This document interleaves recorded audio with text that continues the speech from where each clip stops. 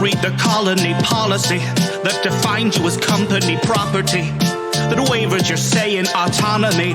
The conglomerate's got you in lock and key. We are a family forged in bureaucracy. No I in team, but there's con in economy. Were you expecting adventure? Were you hoping for fun? My friend, you're indentured and pleasure's exempt from your tenure, so venture back down to your slum. You should've read the fine print, my friend. Should've read the fine print. You should've read the fine print, my friend. Should've read the fine print. Greetings and salutations. I am Karen Rushmore, and welcome back to Manapot Studios, where I am joined by the crew of the BD as we continue on our adventure to fly 3 or die in a stream we call All the Glitters Explodes. I am joined, as always, by the crew. Let's start off with Flimsy. I'm Flimsy, the dwarf mechanic, and I'm feeling a little bit cold out here on the back of this truck. Eva. Hi, I'm Corfu Bernal, and I am my pronouns are he, him, but I am playing Yeva, whose pronouns are she, her. She is a Sarkeesian corporate agent witch warper who isn't really feeling her corporate agent theme at the moment. She's wondering how her future career is going to look after this decision that we've made. Trix. Hi, I am Trix, the epic space pirate and pilot extraordinaire, an instigator of this banana plan. And Jahir. Jahir, I am a Kasatha soldier. I may or may not have been part of the banana plan, but if anyone asks, Gelka was like that when we got here. All right, and just to bring us up to speed, last week our crew were given a hero's or a gladiator's feast and patching up by the hobgoblins of the prison colony. And as part of the feast, Flimsy was approached by as I'm told, smoldering-looked Vogmindrer, who basically offered them a alternate option to, rather than giving the weapons that they were transporting over to the hobgoblins, but to instead trade them to the resistance. After much consideration and deliberation, the crew decided to side with the resistance, and when they set up the mountain road towards the prison, towards the outpost of the armory where they were supposed to be delivering the weapons, Jahir and Trix took it upon themselves to begin initiating a plan. It wasn't the plan, but it's a plan.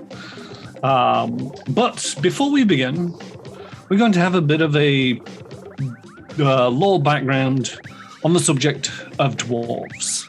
And who better to give this than our very own dwarf, Flimsy? Oh, yes, so I thought, as Flimsy is a dwarf, and we are on a planet filled with imprisoned dwarves, and we met the smouldering Vogmine Brewer. It might be interesting to have a look at the dwarven people. So, the dwarven race originated on the lost planet of Galarion, which, if you don't know, I believe is the planet from Pathfinder series, which was lost. They ventured from deep underneath that world's surface in their quest for the sky, guided by the god Torak. However, after the gap, Galarion was gone, as was their god Torak. And the communities of the hardy race weren't commonly found anymore around the galaxy. They're most commonly found in Absalom Station, where they apply their skills and their natural trade as mechanics, soldiers, and sometimes mystics, where their guilds and their clans can wield significant power. You can also find significant dwarven communities rarely on other systems throughout the Pact Worlds. Anywhere that they're interested in asteroid mining, take them, usually working with gnomes, halflings, humans, and the other races from the lost planet of Galarion. But they also get along with Cathathas and the Carisha Lashunta people who share similar kind of interests and ideas and a value of honor and kind of hardy work, which the dwarven people kind of put to at their best. They also have, with the same kind of eye, a rather impolite appreciation for the android people and other mechanical people, appreciating their builds over maybe their personality, which can sometimes cause a little bit of conflict where that's kind of come up. But even though Galarian and Torag were gone, the dwarven tradition for the Quest of the Sky still continued. Some dwarves chose to explore the Pact World, with the belief that the original journey for the Quest of the Sky didn't end on Galarian, but in fact was a search for some alien sky. They did so in star citadels, which are huge city-sized starships manned by generations and generations of dwarven clan communities, traveling through the Diaspora and Pact worlds and off into the distance of space, searching for this hidden sky.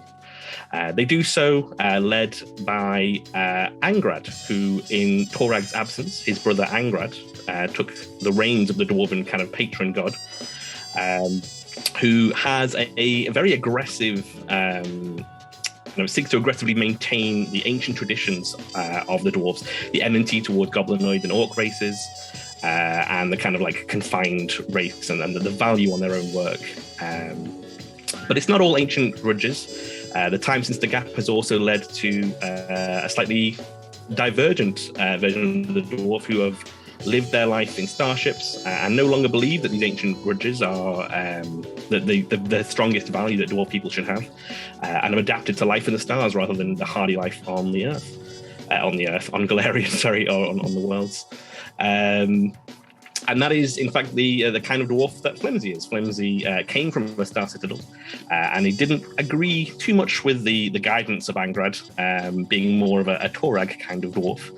And so he left the star citadel that he was on generationally. He left his family behind, his parents, I should say, and his brothers and sisters, and left to try and find his own way amongst the stars. So out there somewhere is Flimsy's old life, as the rest of the dwarves kind of continue on as their own. Or unfortunately, sometimes, as we found, get caught up in conflicts with goblinoids on cold, frigid planets. And that's dwarves for you. All right. Thank you very much. And I do believe we were in... Oh. Sorry, I want to... Because the idea that the dwarves are continuing the quest for the sky and like looking for some sort of alien sky. Yeah. Like, I'm sure that that's kept vague for writing purposes, but like, can I ask, like, what is Flimsy's interpretation of the quest for the sky? Flimsy is on the lines of the quest of the sky is it was done when they breached the surface on Galarian, and the idea of the quest of the sky that continues is exploration and searching for new worlds for the sake of it, not trying to find some destined legendary home, but trying to find just to go out there and explore. But he feels that the kind of the not quite totalitarian, but the very severe Angrad devotees are very much to the letter of no, there is a specific horizon out there and we will find it in our star citadels as we search across the skies. Which, Flimsy wasn't really on board with that. Okay.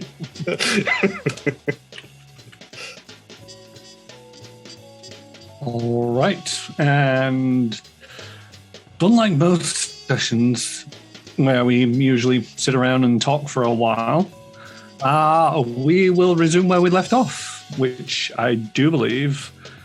Can anybody remember if Yevon had their turn? I believe we're at the top of the round. That's not what I'm seeing here, Then potentially. Oh, wait, no. No, we could be over the top of the round. Yeva could have just had their turn. I think so. I think that's that. I feel like I did a hazard spell, and the guy... No, that was the previous round that you did the hazard.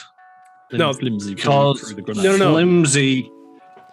a hazard is a cantrip, my damaging cantrip. Right. Alternate realities is what I did to cause the snowdrift appear. Yep. Yeah. Okay. So the top of the round, and this is the last. This is the second and last round for the snowdrift. Right. Although that's miles down the road now. Oh, yeah. Okay, we can delete that. But there is Flimsy's effect that is About coming into Nice. effect. Flimsy's effect is about to come into effect. But at the top of the round, we have Tricks. Keeps on driving. Keeps on driving. Mm-hmm. Do we adjust All the right. radio at all? We can't. You can't hear us in the back having this fight because the radio's on too loud. Just blaring. Flimsy. So, if I recall correctly, we've had no alteration in Shenk being engaged with us in some sort of combat, I believe. Shenk is actively trying to kill you people. So if I feel like my defenses are no match for Shenk's attacks so far. So I'm going to see if I can get something a bit more useful to use. I'm going to see if I can grab one of these rifles from the one of these things if I can do. One of these crates. Is it have to do a search or anything, or is that just my whole action done? Make me so half the crates are filled with grenades, half the crates are filled with rifles. Cool. Because this is a combat situation,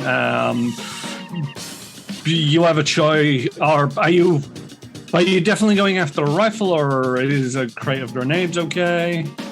Well, I know where the crate of grenades is. A crate of grenades is because I got a grenade out. So I'm going to check a different box and hope that that's instead of Right. rifles. Make me a percentage check. Percentage. Yes. Is there a button for that on this? So yeah, if you right click on the D10, D10. it'll give There you we the go. Thank percent button. 26. 26. I should have asked, but we'll go with it. You do manage to find a crate of rifles. Sweet. I will try and work out how to prime and operate a infinity rifle. All right, it's there. You've got that's it. That's your round, though. Yep. Yeah, that's no worries. I'm staying ducked down if I can do. All right. I wrote this down. Yaver, are you there? For the love of Angrid, answer me. Mr. Mindbrewer, is that you? Yeah, we're in the air. I got Zob in the canister. It's over to you now. See you at the drop-off site. Wonderful, we'll see you there. It laughs nervously.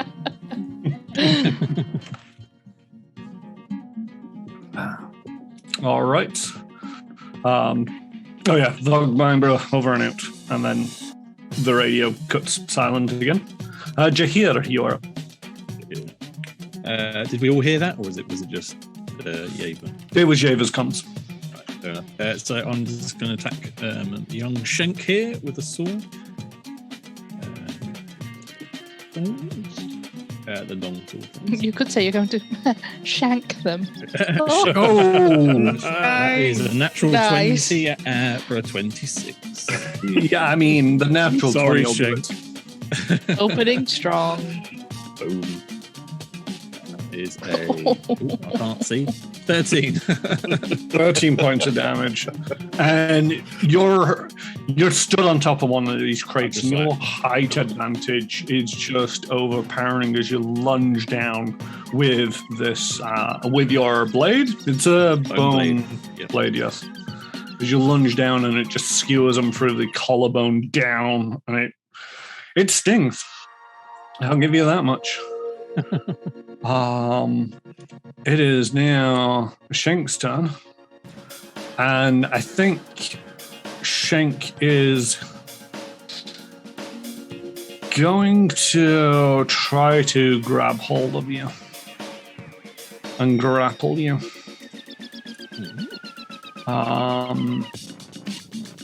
Does he have any difficulty with Jahir being up on a crate? Sword embedded. I wouldn't say so, because he's literally just trying to grab hold of them and in any way possible. So Jahir's still got legs that are, sort of like now at shoulder height rather than at ground height. let us have a. This is going to look like an attack, but it's not an attack. Uh-oh. What they always say. Okay, that'd be a 7 to try and grab hold of you. What is your KAC plus 8?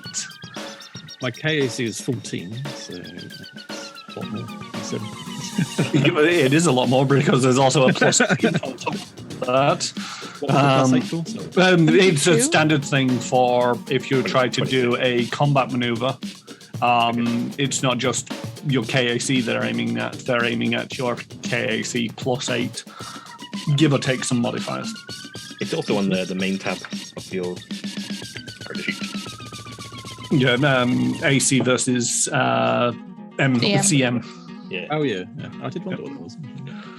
All right, and then they are going to take a 5-foot step over there,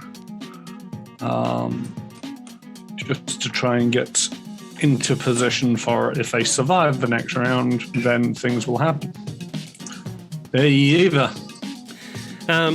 Sometimes I look at the map and I still can't get over just how big she is compared to everyone else.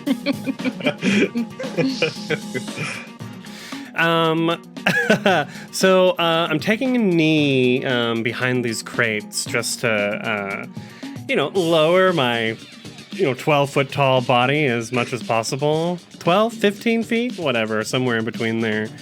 And we'll continue to, kind of wave my hand as this chromatic energy, kind of bursts from underneath her fringe. And I will cast Hazard as this cold wind blows from behind the hobgoblin. There we go. All right. What kind of save do I get on that? It should be reflex. Failure! Nice! Managed to roll a grand total of 6. For 1 point of cold damage. That should be cold damage. I don't know how to change it on here. That's weird. 1 point of cold damage. I get that. Why is... It's doing something weird, because it also says that it was resisted. Right. I was like, why? I don't know why. Well, because I don't know what that red drop means. What kind of damage that's supposed to be. That's just damage, because it doesn't know what kind of damage it's going to be. Okay. It just classifies it as damage, which would potentially go against DR or something like that, but they don't even have DR either. They take the damage. Thank you. And then you visibly see them take the damage. She tries to hold on because, her feet are almost dangling off of the side of the truck. I feel like her, large frame is just kind of having trouble hanging on in the spot where she's at. All right. And at this moment, you hear something moving through the air as 2 intercopters come whistling into the scene. The first of which flies over the hover truck, and 2 hobgoblins descend and land on the back of the hover truck.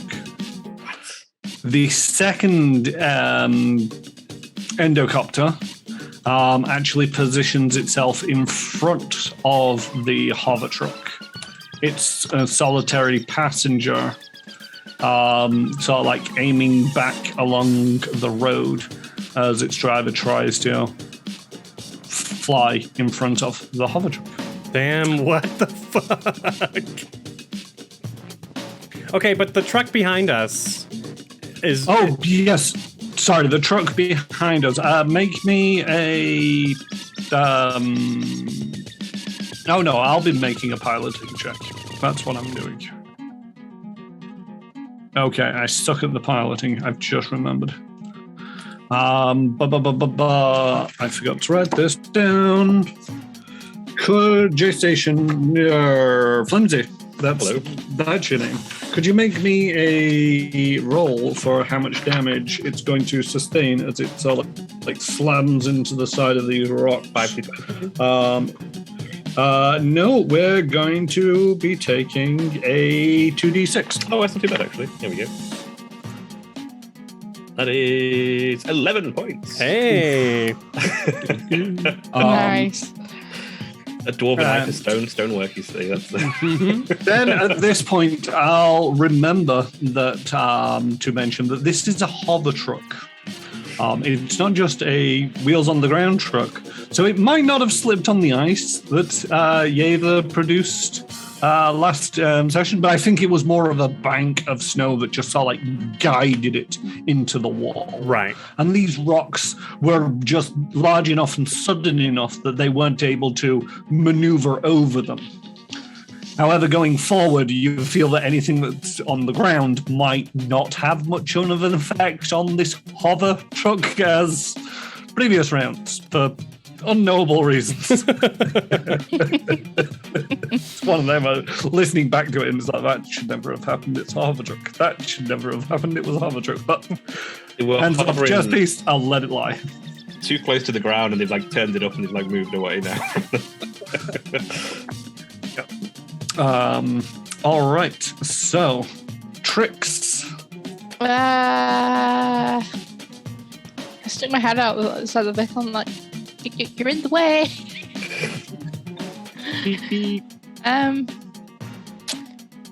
What do I think about ramming this copter if it's low enough? You get the feeling that it would be an opposed piloting check to see if you could ram this thing. One of the things about ramming is you will do damage to them, but it will also do damage to your truck. But it might help. I mean, your truck is a heavy hover truck. Yeah, Trix is feeling good about it then. Trix is gonna just shrug and then just put the hover truck into gear and just speed up. All right, make me a piloting check. Turned into a Michael Bay film, isn't it? 17. All right, and Not I my will best make roll. an opposing. That didn't take for some reason. Come on. There we go. Unfortunately, I got an 18 on my piloting check, and I just managed to as they see you coming in, they basically put the foot down and manage to just eke out a little distance so that you don't manage to ram them, I'm afraid to say. Just shake my fist. You shake your fist. Road rage. I've just realised that none of these guys have rolled for initiative. So I got to go through. Is it gonna? No, it's not going to allow me to do it from there. Come on. Oh wow, they're rolling. Some of these people are rolling strong for the initiative. Not what we like to see. Yeah, you might not like to see it, but I do. So, let's go back to Hobgoblin Trooper 1, who's on the back of this endocopter that is flying just in front of the truck. And they are going to attempt to shoot Trix inside the little cabin on top, in the front of this hover truck. They shoot for a natural one, and that unfortunately doesn't hit Trix. So he goes wide, probably as a cause of them, the driver having to take in evasive actions as Trix is trying to ram them off a road, and it's like, will you keep this thing straight? And they just let their shot off almost into the air. The one who landed on the back of the truck, or one of them at least, is this guy, and he is going to move over to here. Sees Flimsy. Hello. Does a 12 hit a Flimsy? Oof, no. Right.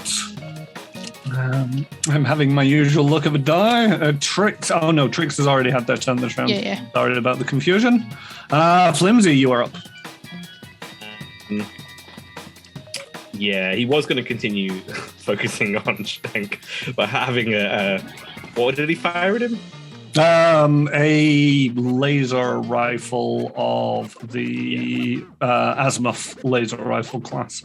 So having seen like a laser swoosh past his beard, he's going to swivel around and take a shot back at Hobgoblin Trooper number 6, who's just landed on the back of the truck, and shout back in case anyone else hasn't noticed.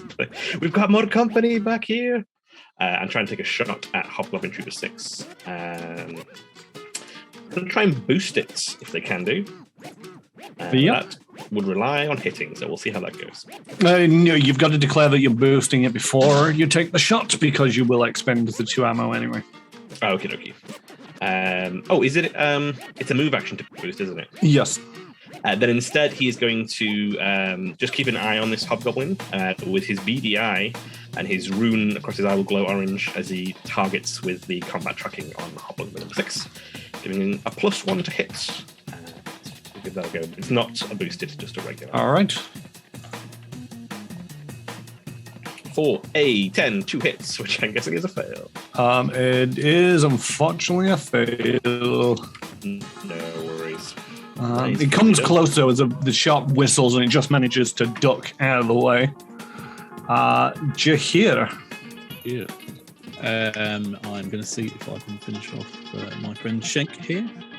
So I'll just be attacking him with the sword again from up on the box. All right. Cleave him in the other shoulder. Ooh, that's a 9. 9 unfortunately does not hit. Shank is going to. You didn't do very well at trying to make a grab for your ankles, but I feel that they were. No, they gave it their best shot. They are just going to straight up use their tacklash and try to attack you at the moment. And they will try and hit you here for a 12. Is that KAC? That is a KAC, yes. 14, my KAC. I mean, it wouldn't have hit your EAC either at a 30. No, true. I just wanted to know for my piece of work.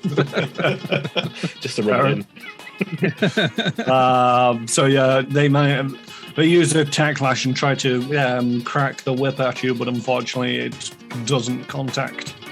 Yeva.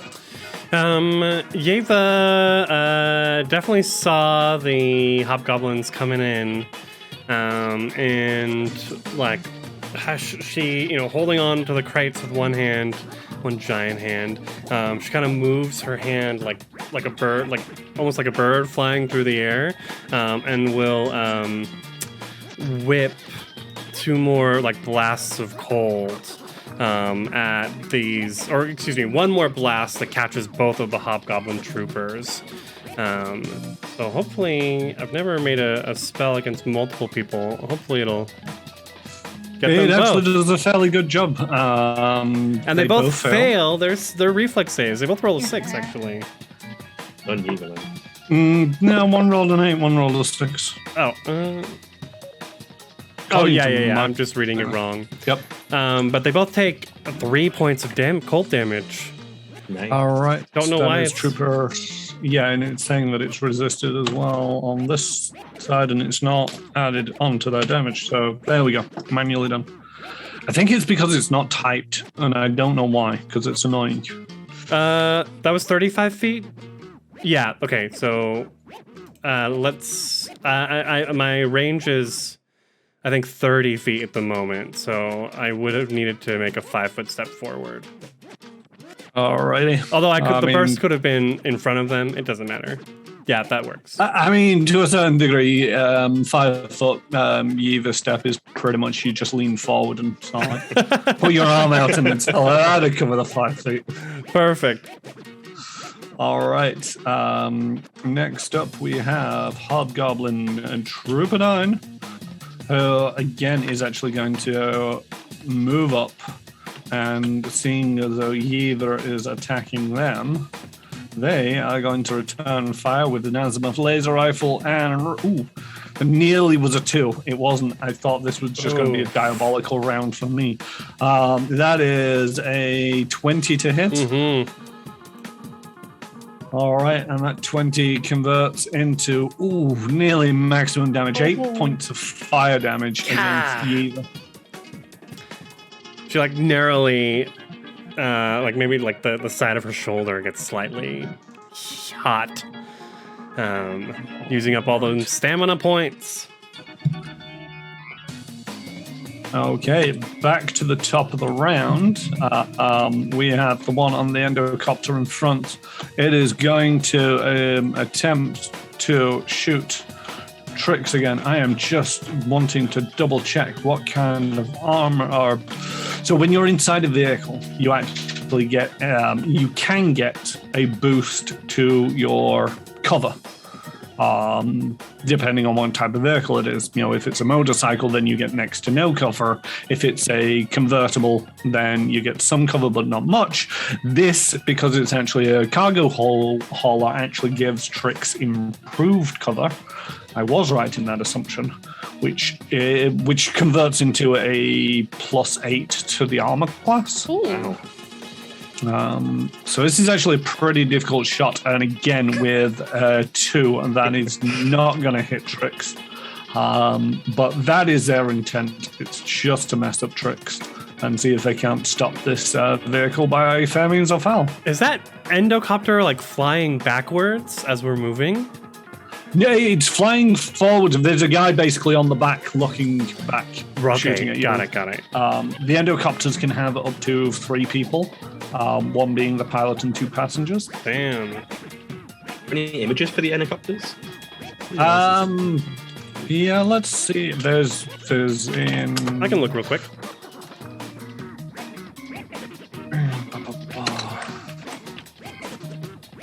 There should be one around somewhere, but I don't have one to hand. So Hobgoblin number 6 is going to... I don't know. They're going to focus in, and they're going to try and shoot...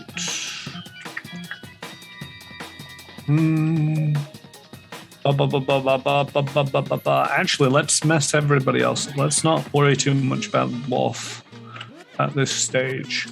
We're going to throw a grenade, and we're going to aim for back here, basically. So it covers either and you hear. Let's see if it lands where I want it to. To hit a corner of a square, you need a 5. That is fine, although I just need to measure the distance. It is, I rolled an 11, -2 because of the range. That's a 9. I still managed to get it where I want. Jahir and Yiva, can you make me a reflex saving throw as this grenade explodes at your feet? 10. And 17. This sinewy, sticky goop just explodes out of the area and would be holding you in place. However, you both just managed to dance out of the way, and you are not entangled. Oh my god. Amazing. That is amazing. On a 10? On a 10. Okay. DC 10. Trix, you are up. I'm going to try a ram again. All right. You can try a ram again. I am going to try and evade again. Oh, that's an array. Wow. You are not having a good day in that piloting suite. I am not. Not as maneuverable as what Trix is used to. I miss my goblin cycle. I've never ridden. Unfortunately, the endocopter does actually manage to snake out of the way again without being impacted. But you can see the guy on the back, he's just sweating. Every time that you get anywhere near close, he's just it's going to crush me. All right, Flimsy, you are up. I'm going to trust Jahir has got this with Shenk. And shoot a nameless goblin below me, number 6. And I'm going to try and boost it this time. Now I've got my BDI on him. I'm going to give it a go and see if we can make a hit for some damage. So it is one of these. You can't boost a full round attack, can you? No. Move action. Yeah, move action to boost, action to shoot. He kind of offsets it because you don't get a negative penalty, but you do get slightly more damage. A 15 will indeed hit Hobgoblin Trooper 6. He who shall not be named. It's one of these. Because it's evil or anything, I just can't be bothered. All right, 5 points and another... Yeah, another 5 points. Oh, is it D6 boost? It is a D6 boost. Right. Okay, cool. Yes, it is. It's just checking real quick. I'm just making up the rules. It's fine. I make up stuff all the time. Jahir, you are up. Right. Move the grenade because it didn't help anybody. I've got things to do, Shenk, and you're kind of slowing me down, so I'm just going to go in for the sword again. And miss again with exactly the same roll of a 9. See, the high ground in this case is not helping you out. If I shoved him, is that a move action or is that Yeah, that's a standard action, and that would be against the... So, a little bit behind the scenes, what he was going to do is grab hold of you and then throw you over the side. That was his intent. That would actually take 2 actions. You could try to shove him, but again, it is a full round, and it is going to be against his KAC plus 8. So unless you have any abilities to help with that, it's probably going to be unlikely, but you're more than welcome to try. no? I'll just keep... Well, next round, because you tried shanking him this round, and that didn't help. Shank is going to try and shank you back. With a tactical whip, and that was so nearly a natural 20, but instead it bubbled to an 8, so 13 to hit. Nope, misses. Nope. All right, Yeva, you are up.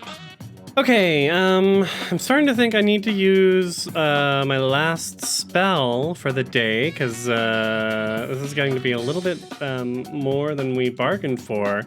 But at the moment, I'm going to stay where I am and cause a 5-foot burst right behind Hobgoblin Trooper 9 to appear as that cold wind once more. Because they're just so perfectly situated. If I was thinking tactically, I should probably separate these two. So casting that hazard, the little cold damage once more. Ooh, they both succeed this time. With a 19 and 20. Dirty. Right, so they've seen it coming and are able to dodge the icy wind at their backs. They're reading you. I'm going to spend my move action, though, staying low and trying to use these crates to cover my very large body as much as possible.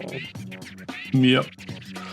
All right. Hobgoblin Trooper 9 is again just going to open fire on Yether.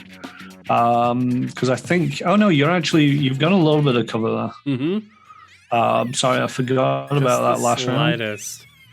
round. It's hard when you're large. Yeah, unfortunately, it's enough for an 11 to hit your EAC. Good. And it misses, and it basically goes into one of these crates, and it just glows red briefly. Everyone holds their breath for this. Yeah. Luckily, these are goods for transporting into combat situations. They're designed to accept this and not explode.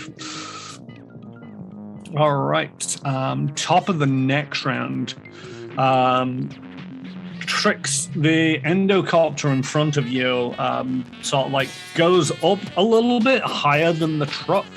And for a moment you look past this endocopter and you can see in front of you there is a bridge.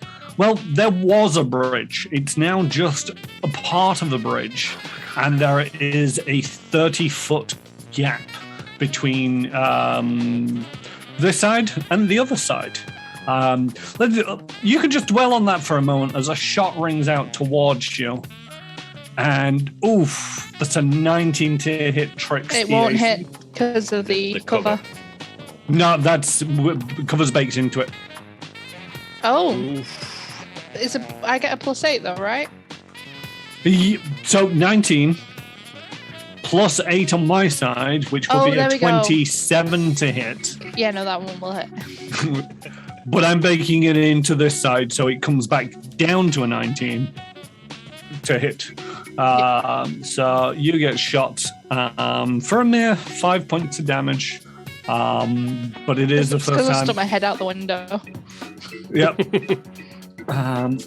And you're glad that you did, because you saw that the bridge is out in front of you. You've still got a moment to dwell on that, as this hobgoblin is going to, now that they've sort of reacted and thought about the tricks that Yeva's doing for the AoEs, it's not much room to maneuver, but actually I think they're going to move up to Flimsy and try to crack down with Attack Lash on Flimsy's noggin for a 13 against your KAC. I forgot to target, sorry. It's a miss. It is indeed a miss.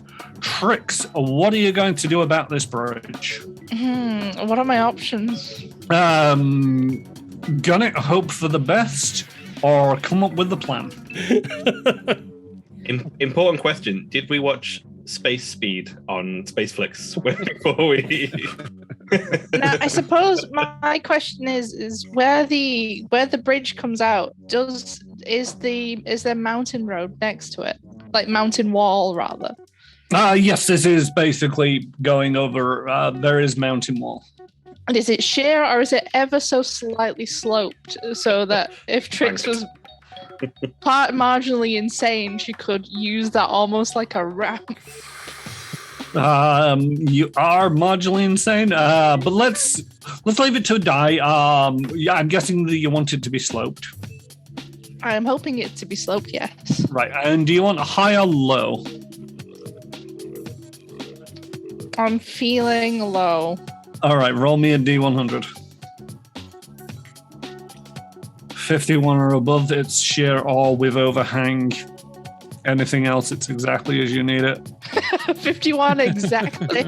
Unfortunately, you formulate this and then you just see that it's not got the right angle on it, and you're out of time, you're out of options. What are you doing?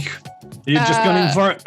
I'm flooring it, yeah. All right, make me a piloting check. No, it's fine. Oh my god. Is this where Trix screams over the radio, "You don't know about it, it's fine." No. Oh, wow. Dice. That's the 12. That's a 2 on the dice. You floor it as much as possible, but unfortunately, the way that the hover truck functions, it just dips as soon as it runs out of road, and it starts to go down. But thankfully, you've given it enough speed that it makes it to the other side, but with a crash before it jolts and flings the truck into the air. Could everybody on board in the back make me a reflex saving throw? Good job I'm not standing on a box of live grenades, isn't it? Wait, there's no road here. What's going on? Oh, I got a 9. 23 from Squat Little Flimsy. 17 from here. All right, I've got a 23 from Shank, a 9 from Hobgoblin Trooper 9, and a 22 from Hobgoblin Trooper 6. The DC is a 19. And everybody who failed will take 5 points of damage. Everybody who succeeded will take 2 points of damage. And everyone who failed is also off kilter. Okay. Oh, that could have been worse. With the top. Yeva, you've taken 5. Right. And you're off kilter. I just need to apply the off-kilter to you. Okay, next up we've got Flimsy. You succeeded. Take 2 points of damage. Jahir, you failed. Take 5 points of damage, and you are off-kilter. Shank, unfortunately, as it rocked, they just cracked their head against one of these crates that wasn't where it was supposed to be, and unfortunately, they just crumpled to the ground, dead. Tricks. Part of the plan. Flimsy and I are officially wounded at this point. We've got more than we've got some cuts at this point. Cuts and bruises. It takes 2 points of damage. There we go. All right, everybody is now damaged and are off kilter accordingly. Trix, did you roll at all? I'm not sure. No, you're strapped in. You're fine. Yeah, you you're said fine. everyone in the back, so I didn't roll, but I can do. Yeah, no, you're fine because you're strapped into the piloting seat, I would assume. Or are you bouncing around the cabin like a pinball? Wear your seatbelts. We have seatbelts. No, she would have strapped in if she's driving, to be fair. All right. Flimsy. Oof. Been tossed around like this is poorly stored cargo. This is not way. It's not how it's supposed to be. Maybe you should have done it yourselves, but no, you. Flimsy would like to try and take a 5-foot step backwards, if that is possible. It is difficult, but I've been doing it, so yes, you managed to take a 5-foot step backwards. Does he look off kilter? Is he one of the off kilter guys? The guys in Trooper 6 does not look to be off kilter. Oh, okay. But he does look to be fairly wounded. Cool. I didn't want it to go this way, guys. I'm sorry. We'll take a shot at him. There we go. That is a hit with a 15. It's not boosted as I've taken a wee step back, so it's just the regular. Oh, 1 point of fire damage. Skidded along on the 5 and then on a 5. 1. All Do that right. again, please, Trix. And next it's over to Jahir. So, can I move, or is it a move action? Yes, the off kilter just gives you a off kilter. Oh no, you can't take move actions except to right yourself. So basically, you're retaking your footing. And if you remain off kilter, you take a -2 penalty to attacks, and you're flat-footed.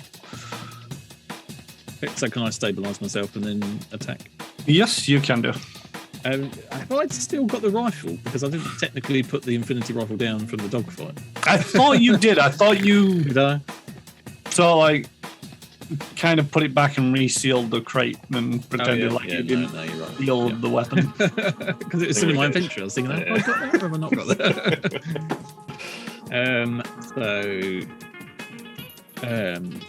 Can I move at all then, or is that it? You can move, but it will basically use up your standard action, which you'd usually use to hit to move.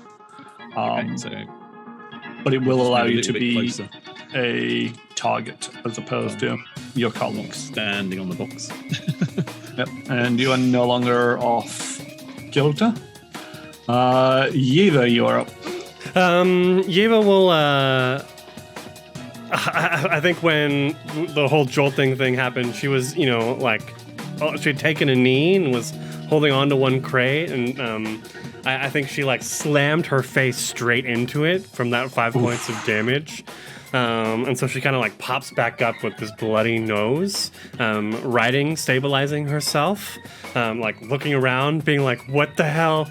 Did anyone get the number of that donkey cart? And then noticing that the 2 hobgoblins are still in a perfect spot, she'll cause a swirl of frost to appear between the 2 of them. Nice. Oh, are they still in the perfect spot? They are. It's a 5-foot burst. Oh, okay. Boom. Yes.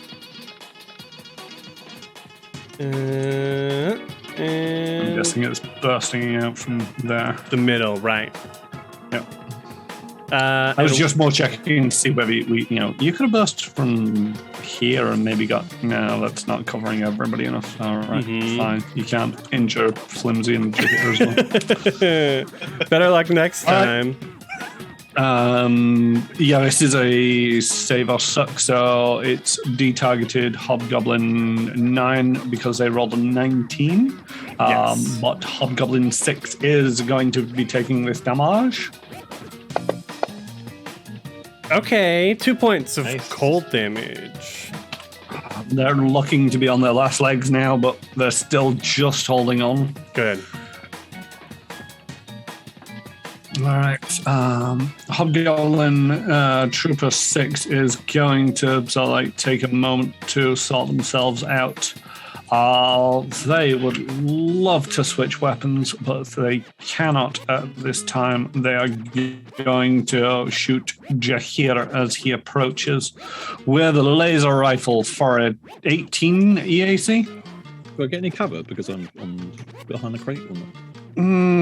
Yeah, let it boost your EAC by 2. Still doesn't count. That takes a good 15, so still hits. All right, so you are going to be taking a mere 3 points of damage. It's not that bad. All right, and then you Trix. You see, so like as the bridge was out, the endocopter went high but came back down low. So that at the top of the round, Hobgoblin Trooper 1 can attempt to shoot you again. How are you feeling, Trix? Yeah. No, Trix is good. Trix can never die. Not with a 5 to hit Trix. Trix can never die. All right, we're back at the back of the truck for Hobgoblin Trooper 6. He is going to...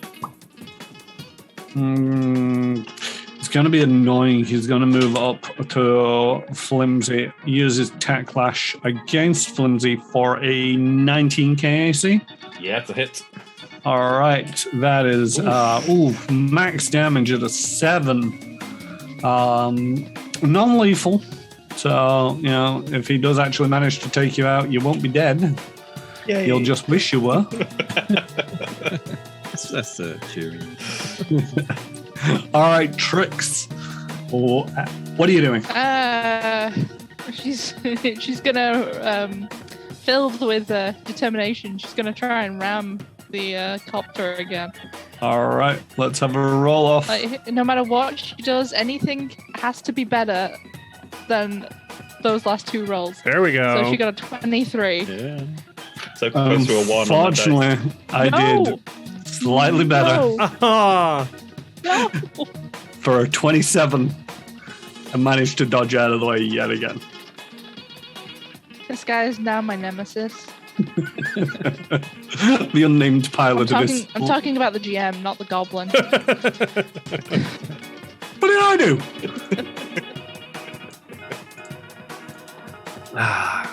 All right, Flimsy, you are up.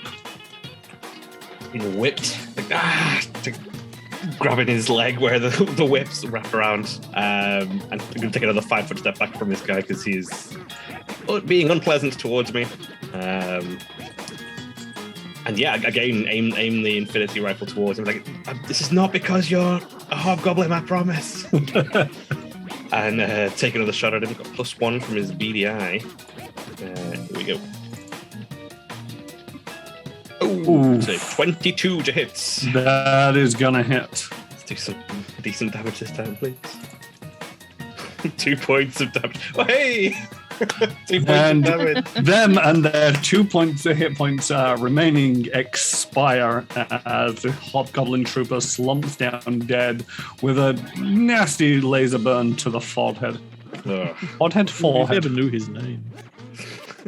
And you never will. Flimsy feels bad. You shall not be named. Jahir, you're up. I'm going to move into attack position and combat the target, Mr. Number 9 here. All right, Mr. Number 9. And I'm going to try with the stabby down from up above with the sword trick again. For a 12, which misses again. Yeah, unfortunately, what you fail to realize is that they're on even ground with being stood on top of the crate as well. So as you were stabbing down, it was mainly at their feet, and they managed to nimbly dodge out of the way. Yeva. Okay, Yeva is going to... she's going to get up and start moving. Are these crates counting as difficult terrain or anything? I've barely been moving. No, they're not. Okay. They're just counting as to like cover, but not too difficult. So yeah, she's gonna move over here and pop down in between the crates in that spot. And as she does, I think she already had her laser pistol out. It's been a while since last week. But as she does, she like kind of pops down into that spot. Probably doesn't take cover because I'm assuming that would take another move action. And instead will target said hobgoblin and shoot with the laser. Shoot with the lasers. Yes. Oh. For a miss with a 9. That is indeed, unfortunately, a miss. As Trixie suddenly accelerates to try and ram this guy off the road, it just knocks you off balance a little bit and unfortunately doesn't quite connect. Hobgoblin number 9 is going to switch over to their tactical lash, dropping their azimuth laser pistol, and they're going to slap Jahir around the face with it for an 11 against KAC. No, that's a miss. It's a miss. And as you sort of bank around a corner, Trix, you spot out of the corner of your eye a number of figures stood on top or along sort of the cliff wall. And as gunshots rain down around the truck, you see the guy on the back of the endocopter gets hit. Oh! For 3 points of damage. The guy at the back of a truck gets hit for 2 points of damage as you have found the resistance. At least they can hit Viva things. la revolution!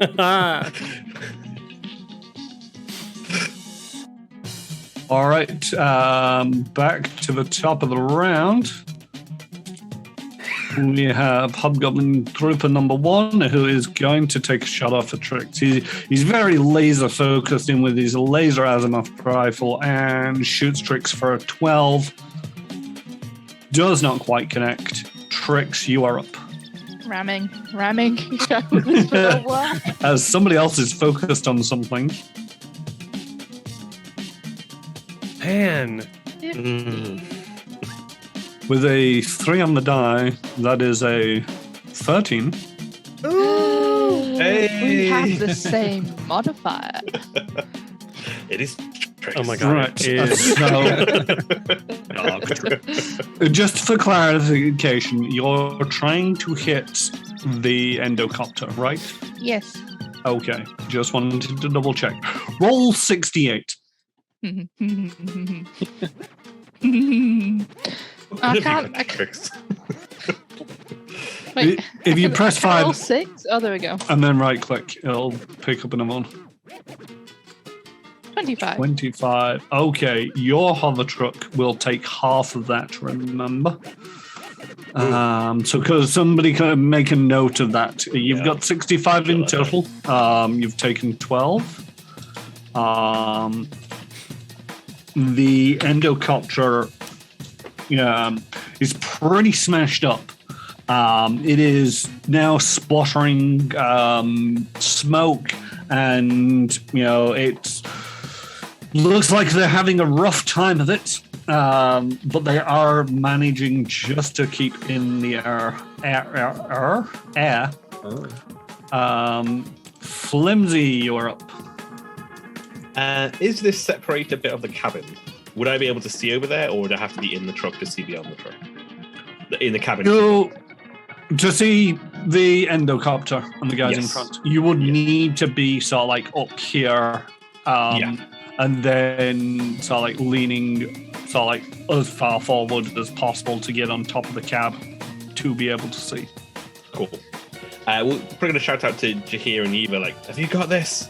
I just heard the big noise at the front. The whole vehicle just jarred again. Are you guys going to be okay? Go on. No, okay. Oh, okay. He'll stay if you need help. I'm going to, if I can dash along the boxes to the front. Yeah, you got 20 foot of movement, don't you? Yeah, that is all I have. Can I do a identify on the vehicle to learn what the situation with that is about? Yeah, make me a engineering check. Go. It is a 22. 22.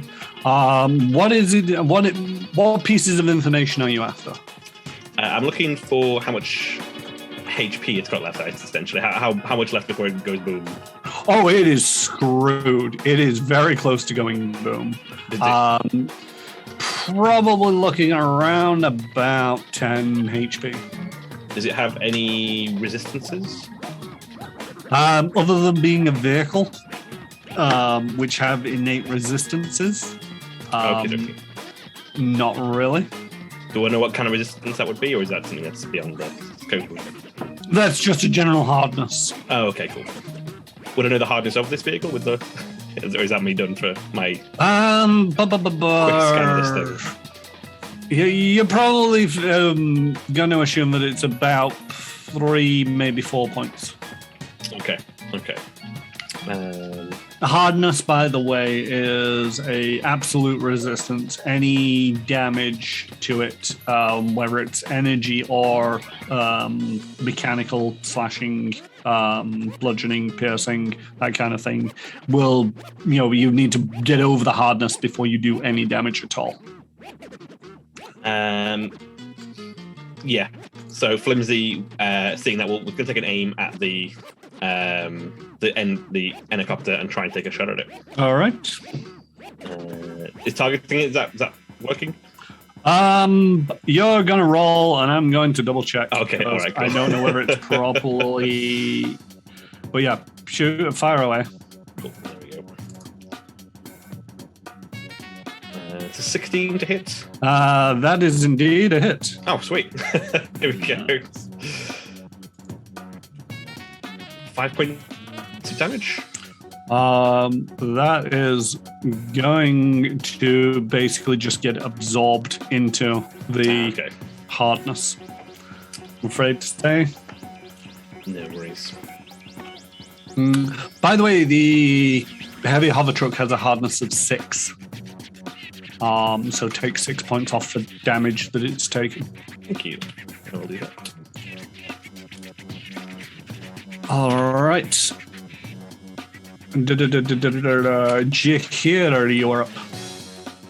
I'm desperately trying to hit something. I'm going to try again. So I'm going to attack. Is it number 9? It is Hobgoblin Tuber number 9. With a miss for 12. 12 does indeed miss as you sort of slice at them and they just nimbly dodge out of the way. Eva will try and steady her hand as much as possible, and she's going to take 2 shots at the hobgoblin. Nice.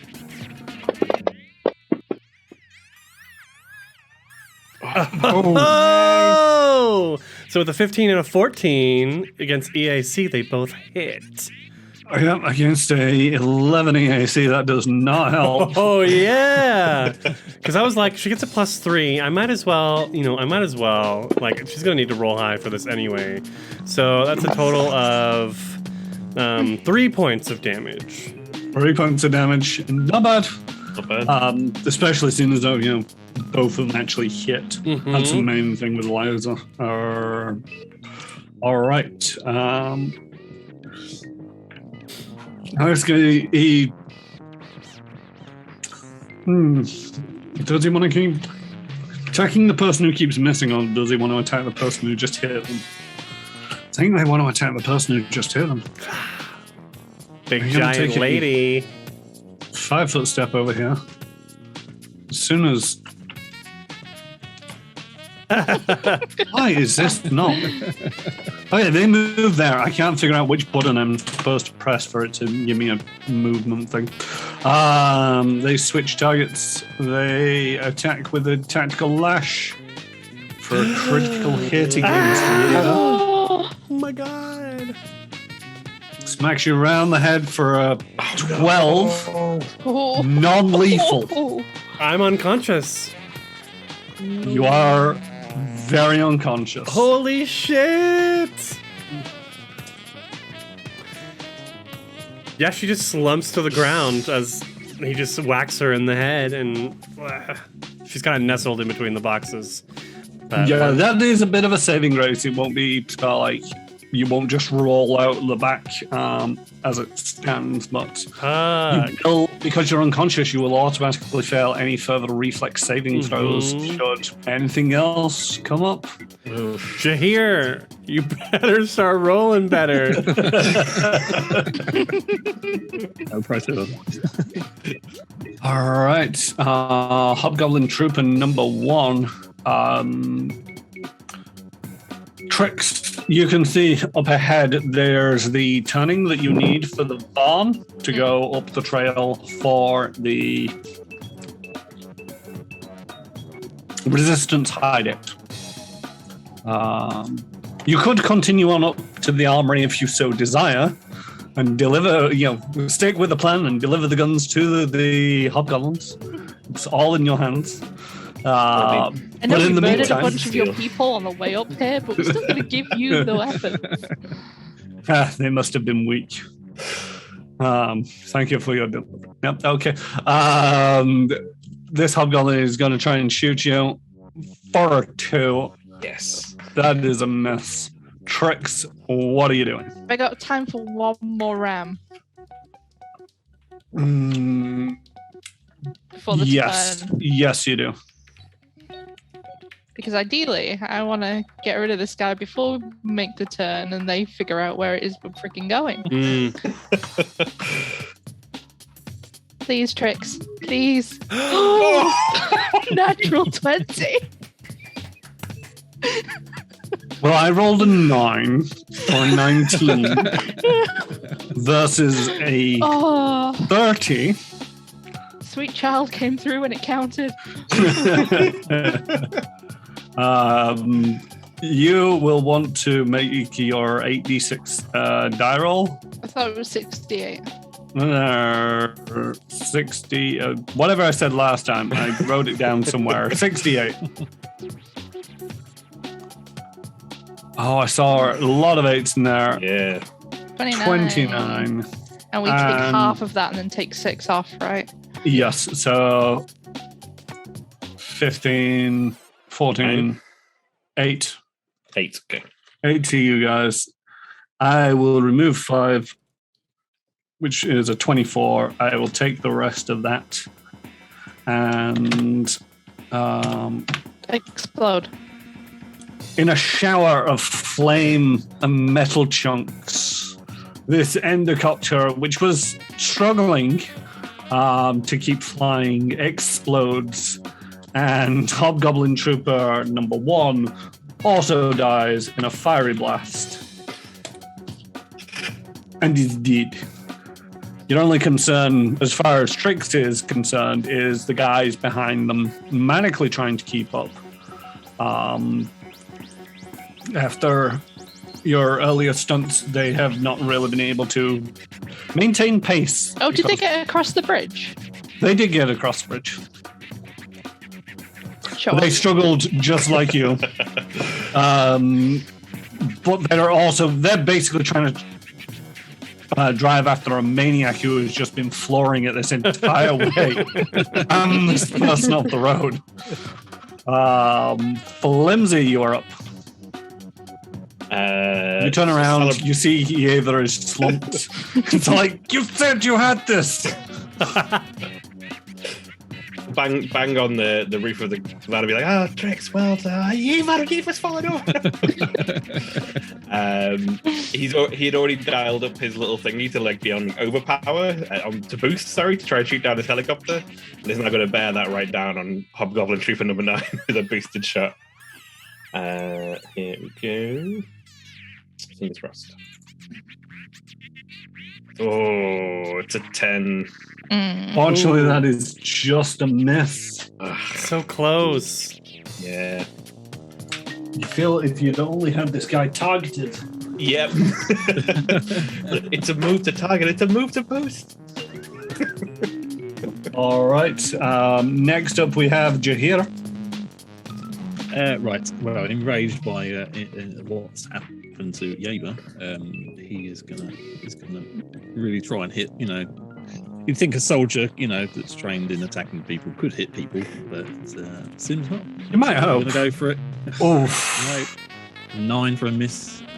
9 does not hit. This guy he's actually wondering wherever you actually bought that armor or stole it. Or trained. Because you just have no grace, no elegance. Yether, you're unconscious. So I don't need to spend to stabilize. I'm stable. You are stable. So could I spend to get back in the fight? I mean, theoretically. Yeah. Theoretically, yes, because the only thing that says you're stable, which you are, you're unconscious, which you are, you have no hit points, which you don't. So yes, you could stay in the fight with a resolve point. Okay, all right. Or you could take a nap, either or. I'm gonna stay in the fight. All right, you have, because of the reason... Okay. But yeah, you can stay in the fight. It's just Fantasy Grounds is not It's silly. cooperating. Yeah, Fantasy Grounds is determined to tell us that Yether is not stable. Yether next to Flimsy is probably the most stable person here. So I think That's what they all say. I think her chin's on her chest and her eyes kind of flutter open, and she looks up and almost blurrily sees the hobgoblin up above her, and I think she'll just stand up. As a part of standing up, can I draw a weapon? Yes. It's a move action. I'm gonna go with yes. Oh, yes. So she'll just stand up and draw her tactical baton, and just try and return the favor, hitting him across the head with it. And we're flanking now. Oh, yes, you are. So you get a +2 to this.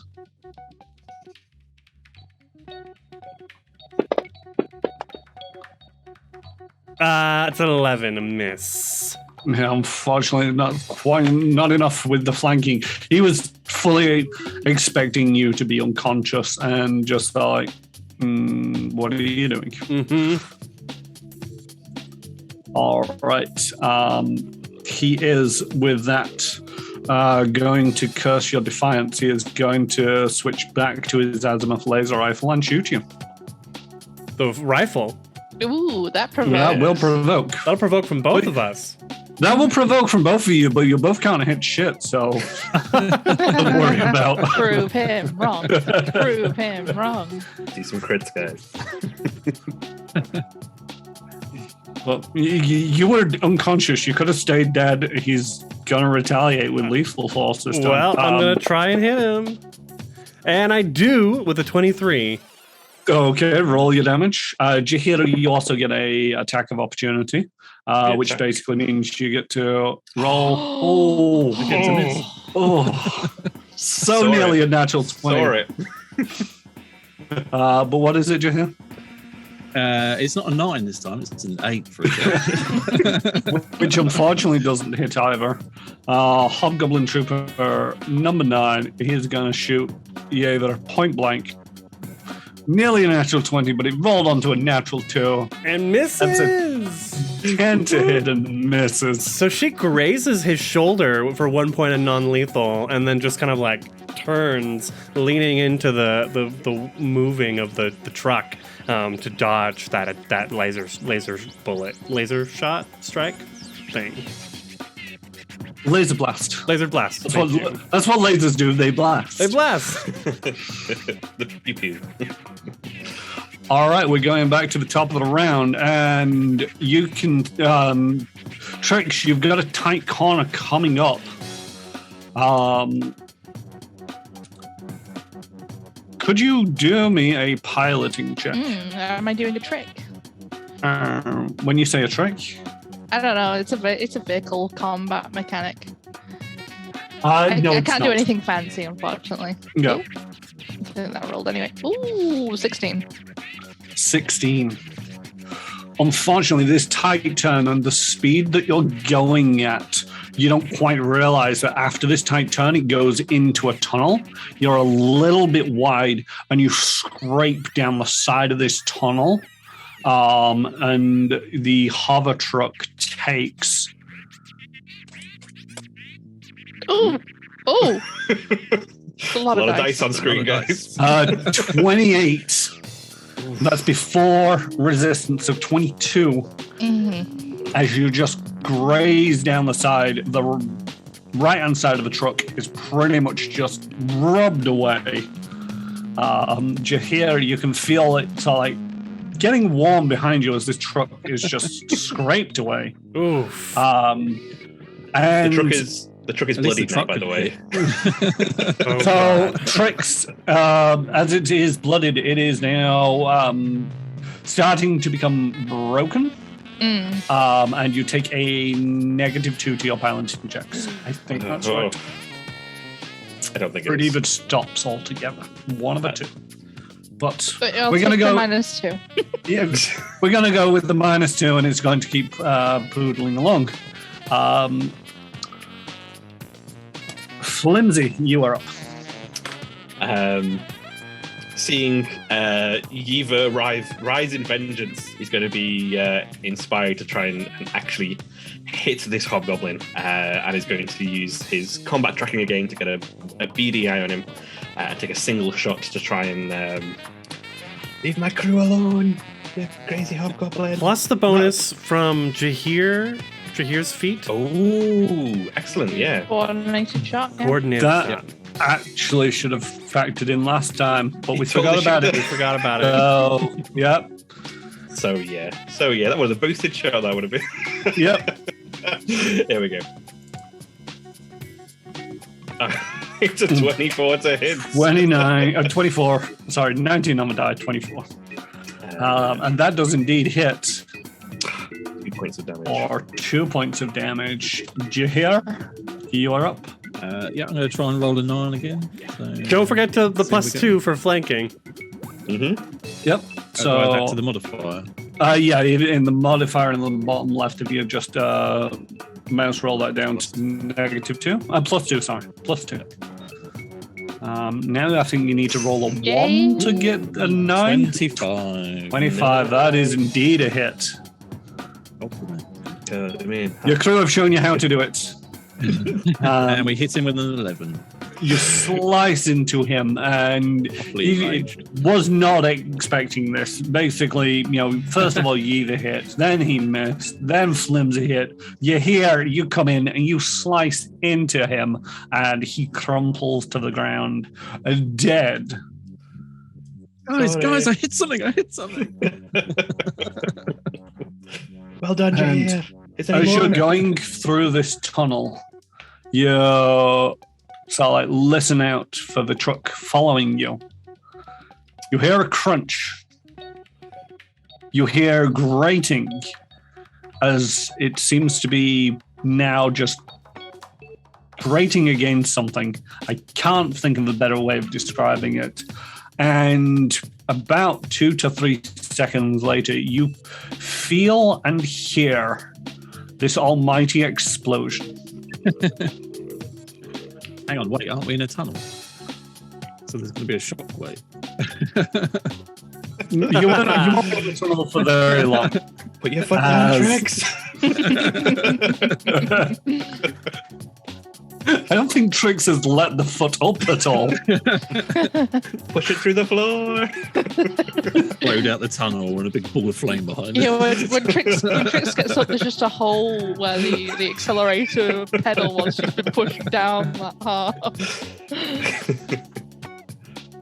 The trailing hover truck is no more. It may or may not have exploded with maybe a lot of grenades in its cargo. You drive like maniacs. Trix, are you slowing down that now the danger has passed? Or Yeah, are I'm you slowing down now. Okay. You eventually come to the end of the road. It ends in a small clearing near a log cabin. There appears to be a figure sat on a log by a fire, bundled in heavy clothing to seemingly protect them from the cold. Did they look surprised at our arrival? They do not look surprised at your arrival. They might look slightly surprised at your manner of arrival. Trix just happily hops out and goes, boom, that's how we do. Indeed, that is one way of doing it.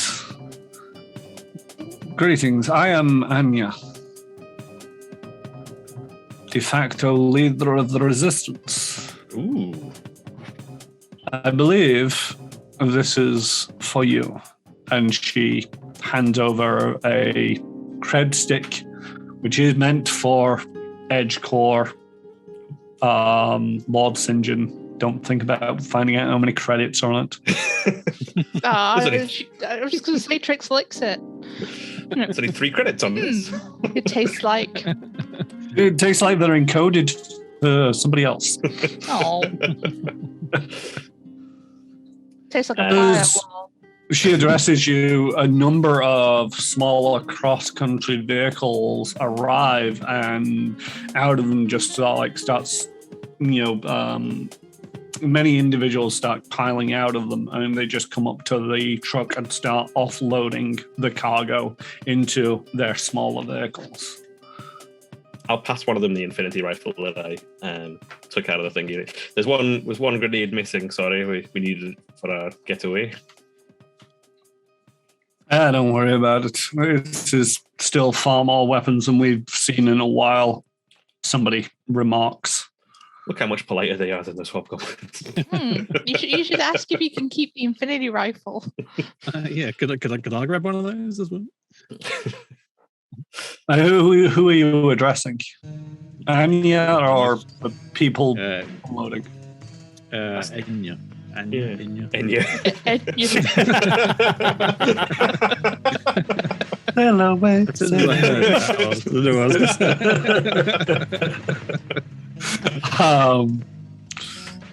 She sort of motions some of the people, and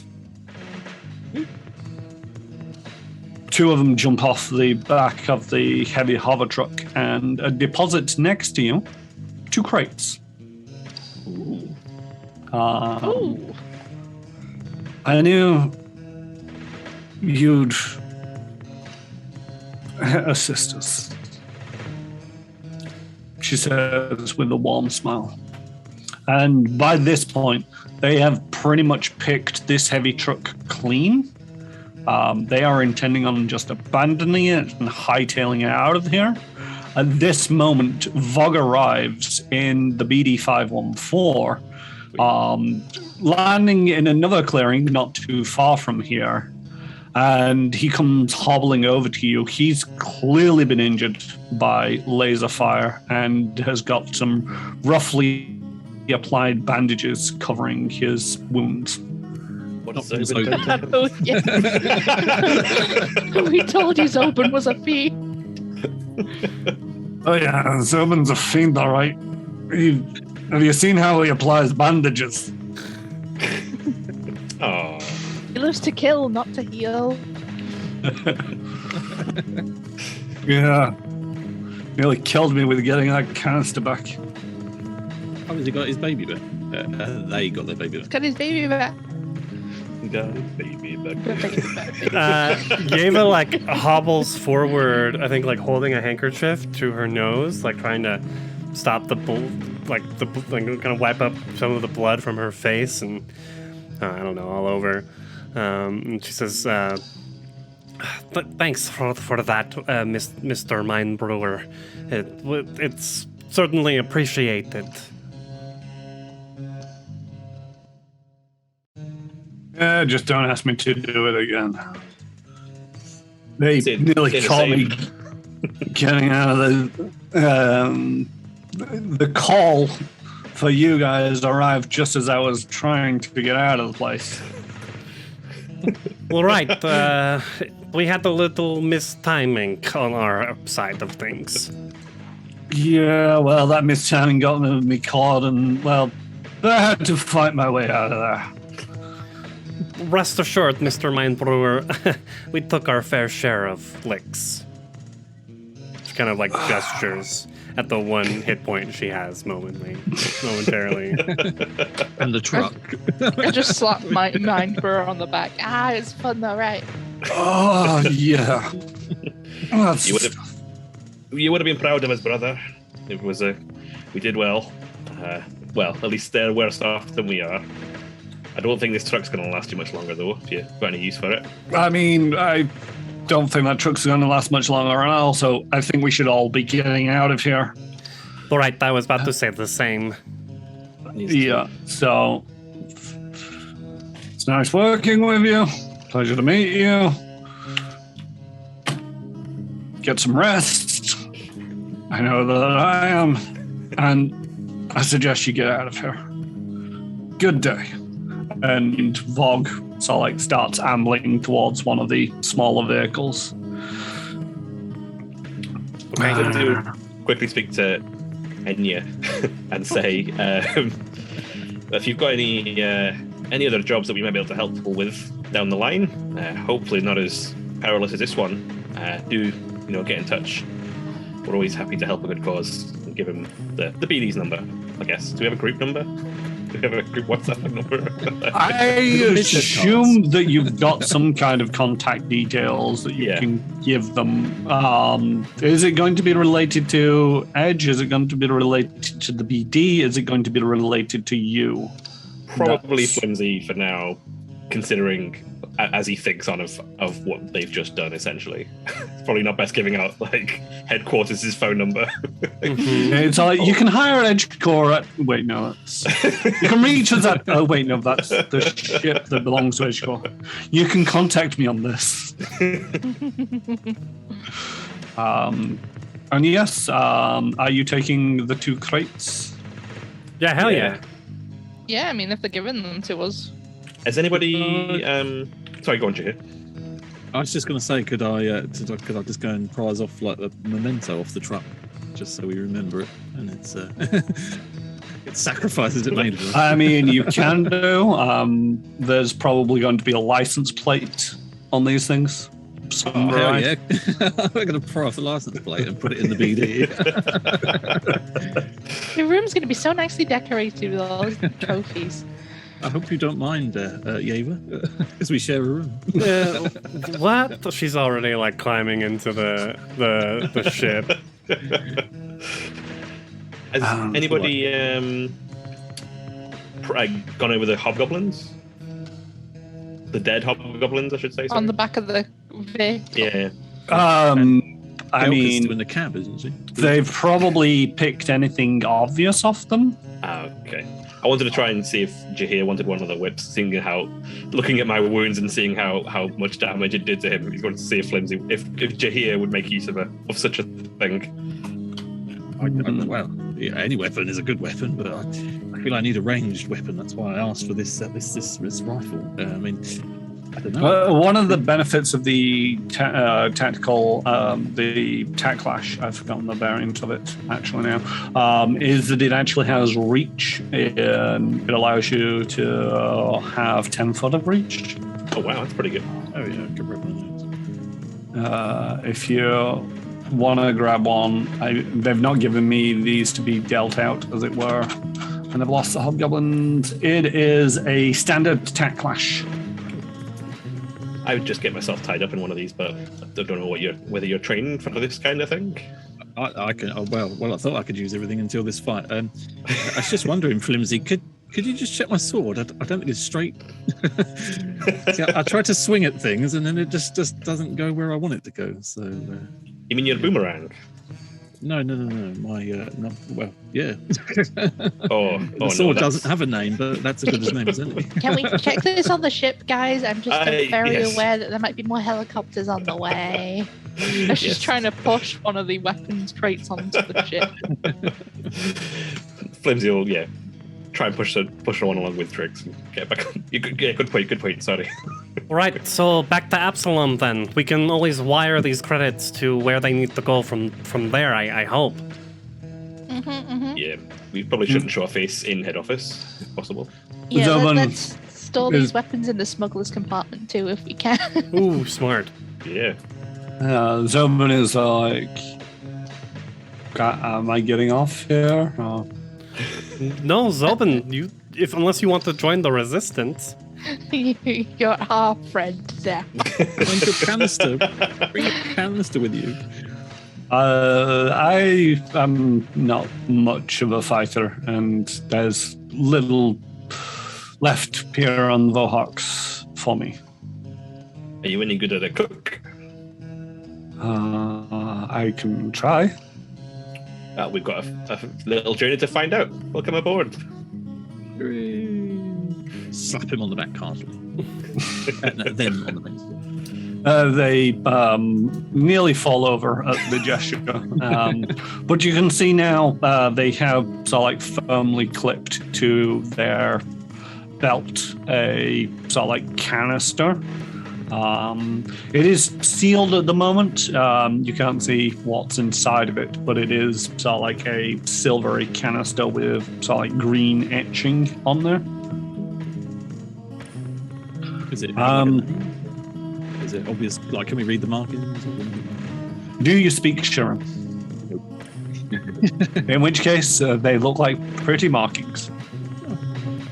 No, I don't speak Shirin either. Trix, are you warming up with the BD? I am, yes. How are you going to get them out of here? We're going to do straight into a drift jump without getting into orbit if we can help it. Yeah, you managed to do this. It's not a recommended method because every time that you turn on the drift drive, it pulls a little bit of reality in with it. However, needs must. And, as you enter the drift, you see this parcel of land also has come with you. Few rocks, few trees, a renegade resistance member. Half a renegade resistance member. Ooh, I thought they'd all left. No, there is no resistance members. Could you make me a D6 roll for how long it takes to get back to Absalom Station? In case I can get us there quicker. 2. I mean, you could try to get them yourselves quicker if you really wanted, but 2 days? Yeah, 2 days. I'm happy with that. Yep. All right. 2 days is great considering it took 17 to get out here. Found a shortcut this time. All journeys to Absalom Station use the Starstone as a drift beacon, which is one of the benefits and disadvantages of Absalom Station, meaning that any trip to Absalom Station will only ever take 1d6 days, no matter where you are in the vast near space or beyond. Unfortunately, it also means that any invasion forces only take 1d6 days to get there. But you don't have to worry about that. You've got 2 days aboard the BD. I'm assuming somebody at some point rifles through the crates. Yeah. Before stowing them. You find in the crates. Did anybody take a infinity rifle? Yeah, I'd like one. Mine. Hand it on back if they took it back. They would have preferred to take it off you until basically Hanya gave them the signal. Okay. Cool. And in total, you have 4 tactical infinity rifles. Ooh. So discount. So Jahira's got one. But how many wants to go into the party sheet is my question. Flimsy will keep hold of his one. He's already got it in my character sheet.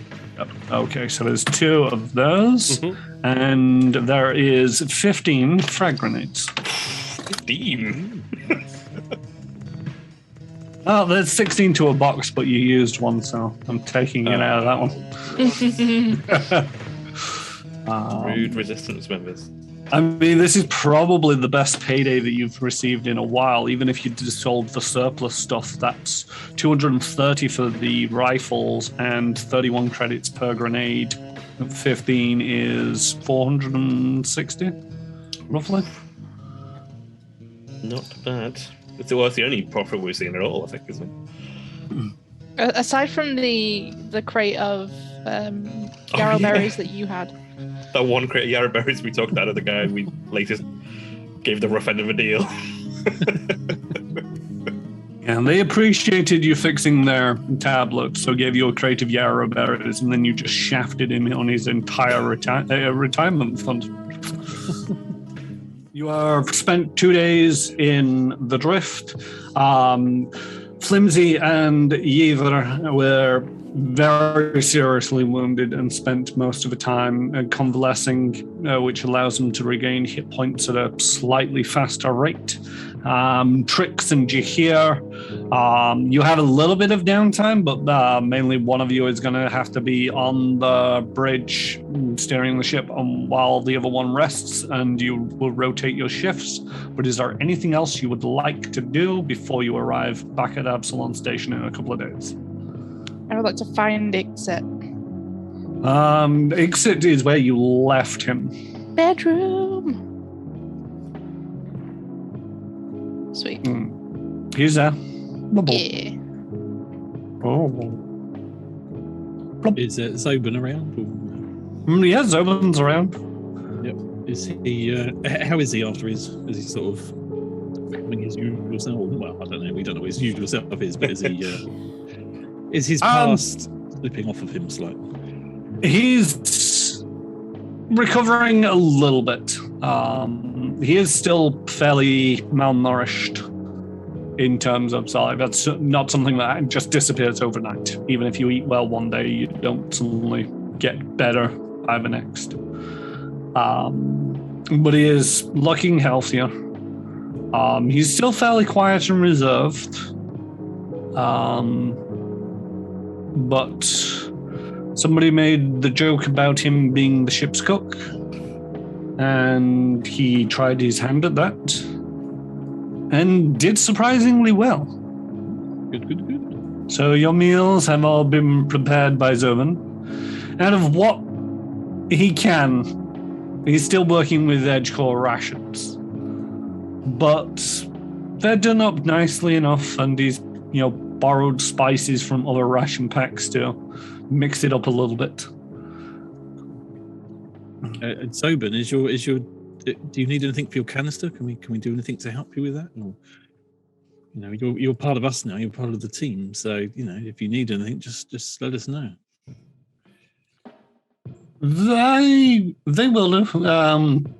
They are very gracious for your timely rescue. And the canister is self-contained.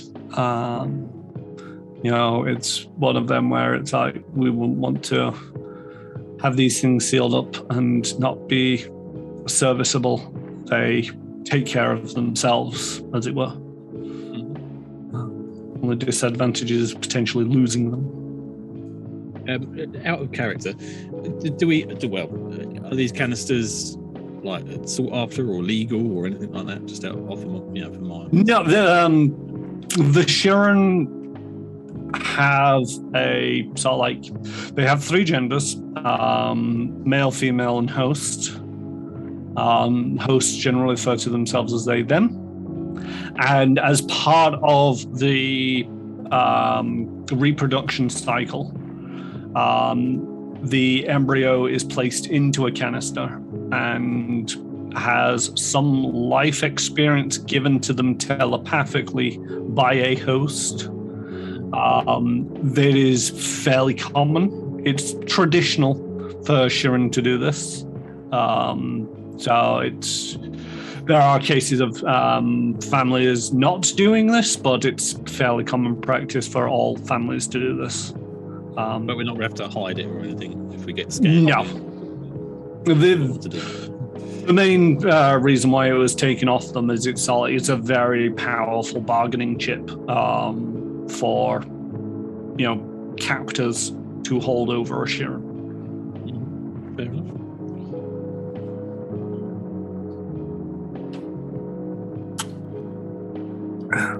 I'm starting to get nervous the closer we get back to Absalom.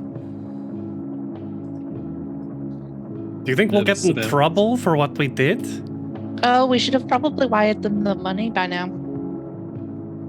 The wiring would take 3d6 days because it wouldn't go by the truth. Oh, yeah. The money's It'll be coming. fine. I promise. It's in the mail. It's following along. No, don't worry. Flimsy'll smooth things over, right, Flimsy? I'll smooth things over. We've been in trouble before. We'll just, they've gotten their chunk of their size of the check, and we can sleep a bit easier tonight. Yeah, and I don't mind. Flimsy and I don't mind playing Fall Guy. Aye. What's one more black mark? We twisted your arm, Yeva. You didn't have a choice in the matter. Right, well, I don't want you both to take the blame and, Yeah, but we don't have a home crèche to send money back to. You do. Right, well, I'd have to get paid to send money back, so, but, yeah, all right, sure, let's just hope for the best. I'm sure that Tarika will help us smooth things over as well, and maybe we go visit her tomorrow when we hit Absalom, right? Good to see her face again. Mm-hmm. You're right, though. I love you all like a family, but this is a bad run of jobs we've had. We need a better swing of luck with some more profitable jobs. Yes, but even if the next one, we should probably be more choosy moving forward. Aye, it's a luxury I've not gotten into very often. I think it's a good idea. I just don't want to end up in a situation again where we have to willingly take less profits. Yes, I am sorry, Eva. I know you've got this pressure on you, and sometimes when I see people in that kind of situation, I get a bit emotional. So I do apologize if the way this job went, if you felt pressured into it. Well, I could not say no to that face of Mr. Mind Brewers, so, that's worked out in the end, I suppose. Hey, we've got a little bit of profit on the side for us, it looks like. I'm kind of like nod towards... Wait, did we hide the crates, or did we... We hid them under direction of Trix. Yeah. Compartment in the B. nod towards where the hidden compartment is. Maybe a bit more of that work might actually see you as a profit, and you can send some back home. Yeah, maybe. Plus, it's nice having extra weapons. Aye, these scaremanders aren't bad when it comes to weapon manufacturing.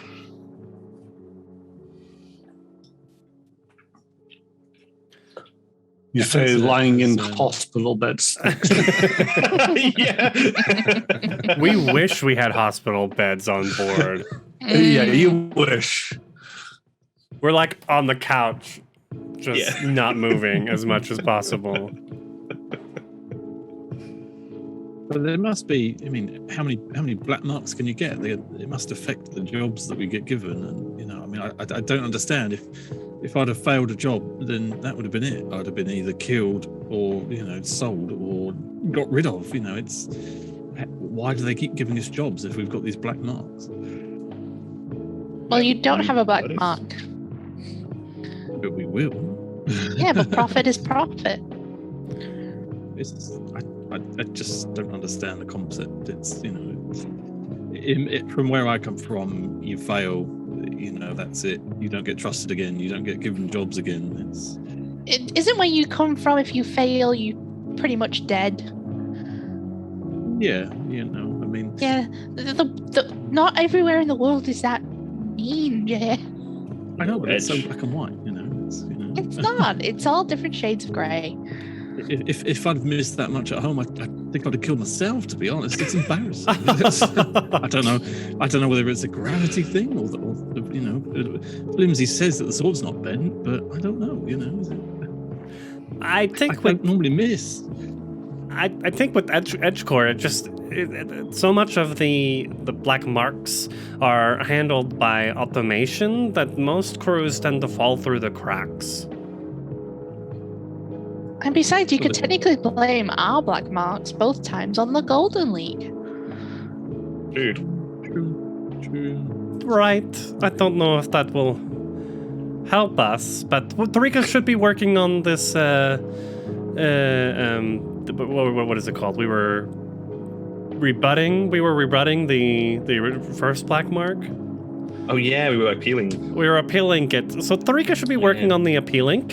We'll see about it's just so hard to know what's really going on when you're drifting in the drift. It's true, I suppose. On a side note, Yeva, how did you manage to get that picture of the young Mr. Mind Brewer? It's a lovely picture on our wall, but I don't understand when you got time to take it. Huh? What? That picture, I've seen it. You mean the one in my locker? Yeah, I mean, it's impressive. It's he was certainly a handsome chap. Do you think we'll see him again? Do you think that's the last of him? I would hope that it's the last we see of him. I don't have any intention of going back to Vohawks anytime soon or into another war zone. Okay, he just swept into his life and our lives, and he's just so handsome and and Jahir just wanders off, muttering to himself, confused. Oh, Jahir's got a crush. And so, after 2 days, you arrive back at Absalom, or the airspace around Absalom Station, crash land into it as you come out of the drift. And you are immediately hailed by Tarika. Uh-oh. Hey, buddy. You were quick on the mark. Well, it's my job to keep track of these things. I just saw your signal popping on the scans. How's it going? How'd the job go? Oh, excellent. Pretty good, right? It went good. Hey, Tarika. Yeah, it was. You remember that job with the? Yeah, it didn't go too great. Come again? Well, we had a few complications. Did you know there was a war on that planet? Well, yes, you were delivering weapons to a war zone. But we did deliver weapons to a war zone. Okay, I don't see where the complication is, though. And you We see her sort of like fiddling with the adjustable nut on her wrench. We ended up getting paid slightly less than we had originally bargained for, and Flimsy will reveal the numbers because I don't actually know what they are. Yeah, it's when you say slightly less, we were hoping for like 4 times this. This is a quarter of the contract. Aye, that's where the complications were. There were some individuals who took the weapons from us from this price. It was the best deal we could have gotten at the time for the situation that we were in. Oh, did the hobgoblins try to... Did the hobgoblins not meet you there or something? No, the hobgoblins were fine. The ones that were left at the base were fine, at least anyway. We had a bit of trouble, maybe. I found a friend who offered some money for them, and I felt it was the best thing to do for the people on the planet. And it left us at a bit of a shortfall, unfortunately. Oh dear.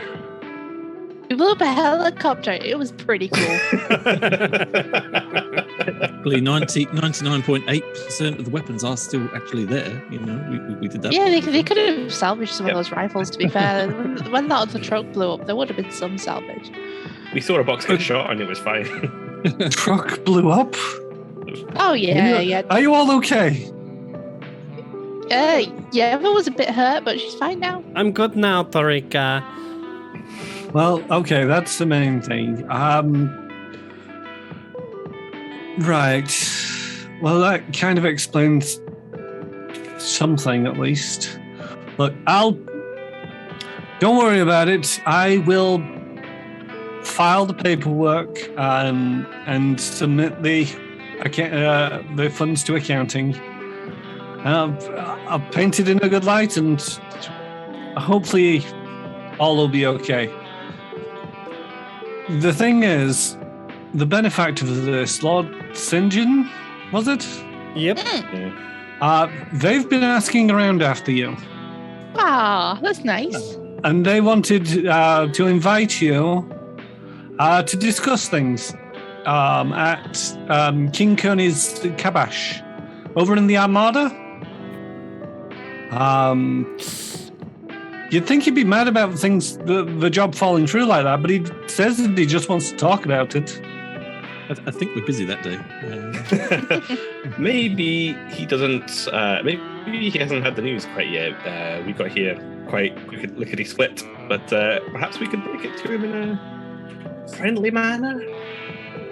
Maybe we could just, pretend we didn't hear from him. We lost his message. Maybe these things happen. Oh, if he's upset that we got it took 17 days to get to the planet, there was a bit of a turnaround somewhere in the vast. Don't worry about it.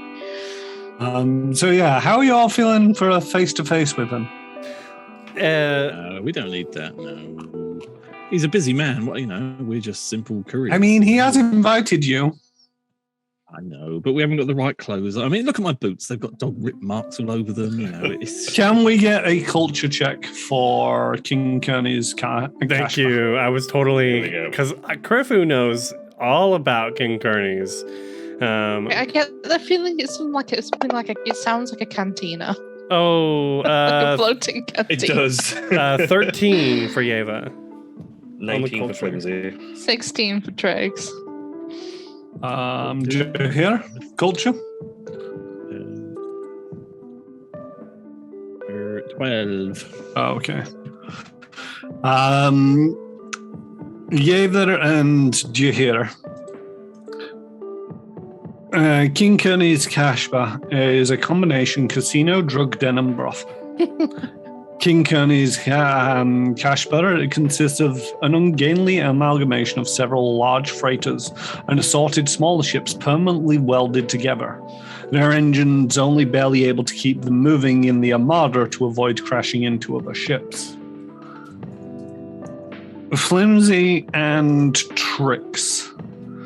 Legend has it that each of the myriad of ships in Kearney's collection was repossessed from clients who failed to repay their loans, and that even now their severed heads remain in Kearney's private chambers, kept alive, unconscious by elaborate technology.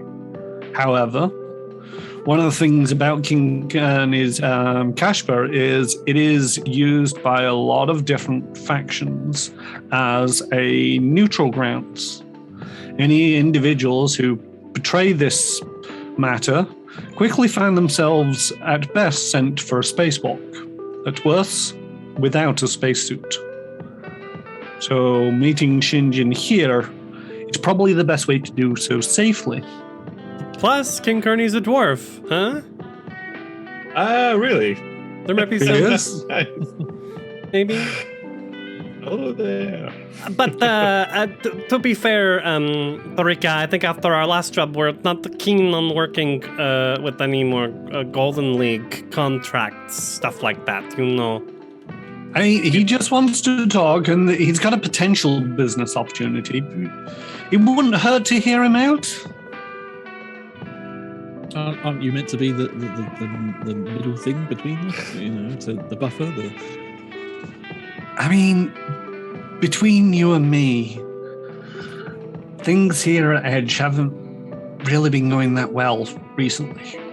Just with the jobs that you've been sent on, and I've got other ships out there that I'm trying to look after. I've got a bit saved up. I'm thinking of going freelance, but if I was, then there'd be less middle management. I don't know. It's something I've been thinking about. You've got the kids to think of, Tarika, and if it's a risky business being freelance, but if you've got the Do it, Tarika. setup. Do it. You mean, one second. I need to look up a name. I wasn't expecting this to come up.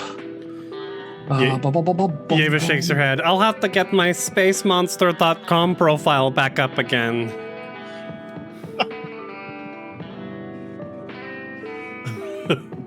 If you're talking about my kid, she's all grown up now. Admittedly, she's working for Edge over in terraforming some godforsaken world somewhere, but she's independent enough. Even better then. Seems like if you've got your ducks in a row, go ahead and shoot them.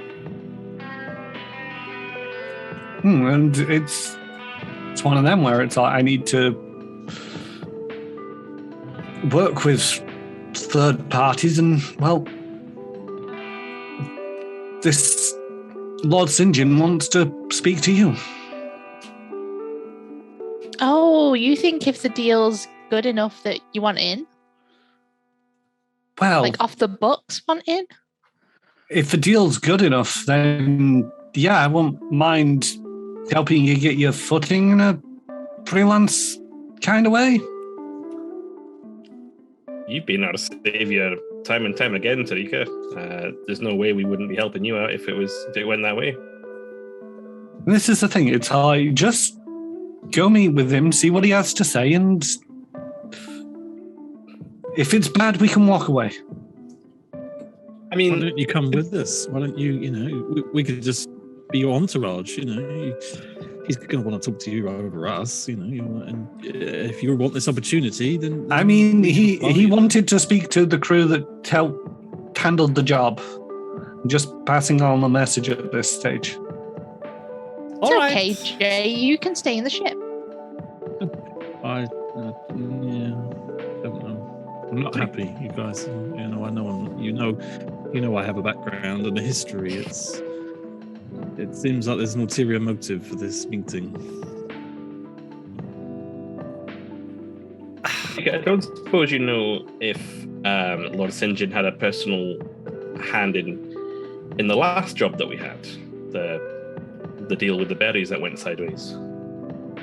Not as far as I'm aware. That was between Pratt and God, you're asking awkward questions. Takahashi. Takahashi. There we go. Yeah. There we go. That was between Trad and Takahashi, not Sinjin. I've not had a bad run like this for a while, and it just, I don't know, clutching at straws, I suppose. I mean, I say the job scene, it feels like it's changing and not for the best. Well, until that dream job offer from Abadar Corps rolls in, I don't think we have much of a choice. Eva's right. We're talking in extremes here. We've been told off before. We'll be told off again. Let's go and see what this chap wants, I guess. And will that do us any favors with Edge? I mean, it couldn't hurt. You know, the thing is, if the deal's gone bad like this and Sinjin complains that you've lost half a shipment and 3/4 of the profits, that's not going to look very good to the higher-ups. Who does that look good for, to be honest? Oh, there is a chance he's going to hold that against us and blackmail us. That'll be fun. I mean, maybe you can salvage this? I don't know. Of course we can salvage this. Right, I mean, hey, maybe now he can take chance to play both sides of the war. He's a very, very dangerous man. I don't think we should underestimate him. I don't think he wants to meet us to pat us on the back. And The thing is, if well done. Jahir, if he shoots us on that ship, they're gonna throw him out. They don't care how powerful or how much influence he holds. They will spacewalk him so hard. You think? I know. I should have changed my name like you suggested. Yeah, well, you do. We're gonna call you Jay while we're on a board, and you're gonna Wear your helmet. wear your helmet. Okay, well, with the cloak. What is the cloak? You never heard of a Get Jahir rid chap. of the You don't know who cloak. you don't know who Lord Sinjin is. You can wear my dressing gown if you want. It's only got 2 handles though. Can you hold 2 of your arms behind your back? Pretend you've just got 2 arms. Just a strange-looking human. It's super floofy. Yeah, I don't know. I'm not used to this disguise thing. You know, I mean, do you think he'll know me? Do you think he knows the crew of the BD and he'll put 2 and 2 together? You know, Jahir is not an uncommon name on Kasatha, but you know, it's I don't know. I trust you guys. I'll go with what you go with, but just know that there could be ramifications for all of us. I think there Oh, most I'm definitely not will worried. be. Tarika, did the invitation mention Jahir at all? Are we being invited here because of Jahir being part of our crew? Is that a chance? There's a slight chance of that. I mean, he just invites the crew of the BD. And was that invitation sent before or after the good Jahir sent us to join our party? I mean, the crew manifests are easily available in and out of side of the corporation. I thought, you know, like if I just hid in the corner, like, well, you watch the films and, you know, no one would pick me up. But it seems there's more to it than that. It's technical matters is beyond me. You know, I just banana. I just Exactly, I trust just you guys. banana. We'll be fine. Who? What? It starts getting a bit twitchy. Okay, no one mentions banana on board there. Dude, no, it's a banana over there. Oh. Well, we better get ready to meet him then. Yeah, do we park in Absalom and then shuttle over, or do we go straight there and dock? Up to you guys to a certain degree. I'd rather have access to our ship in case we need to Aye. flee. Okay, I turn us around and head towards the Don't want to be waiting Place. for taxis. The Armada. Armada. And once you arrive in the Armada, you can see it's all like King Kern is. It's this an amalgamation of other ships pretty much as described, welded together. It has no kind of style or class or sleek that Utrix would desire. But you have to admire what he's done with the place. That's some quality welding work right there. You can tell that's dwarven work. That's quality? Oh, not the aesthetics, but the solidity of the build, I'm sure. True, I don't think it looks like it's breaking apart that anytime soon. That's dwarven craft. Is the fact that it can barely move also dwarven craft? Not built for speed. Built for comfort. I am kind of curious to meet Lord Sinjin. We only met with his lackey last time. That Taos? Taos over on Akiton, was it? We've met his lackey back both times. We met one of his lackeys in the Drow planet as well. Apostate? But wait, so Yeah. Apostate. Takahashi, she was working for him as well? No, she was working for... No, you made the assumption based off the names that it was in something to do with the Golden League. Yeah, right. So we could... yeah, he's related, but not necessarily to Akaton. Yes.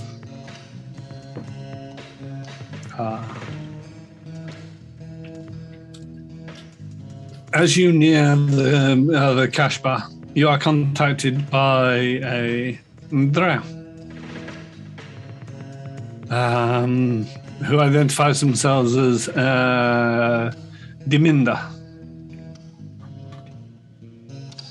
The BD. We've been waiting. Could you dock here? That's closest to where Lord Sinjin, is currently residing within the Kashba. And she uploads a waypoint for Utrix. It's in a bit of a chaotic jumble of former starships, but it's definitely a dock within the Kashba. Sweet. All right. I'm gonna cast token spell real quick to try and clean up our clothes and armor as much as possible. I'm hoping everybody showered. She's looking around. And he's neating his beard. Jahir, and she Straighten just up kind of his like scrubs Jahir's helmet and cloak as much as possible magically. Can your token spell change the color of his cloak? I don't know if it's that good.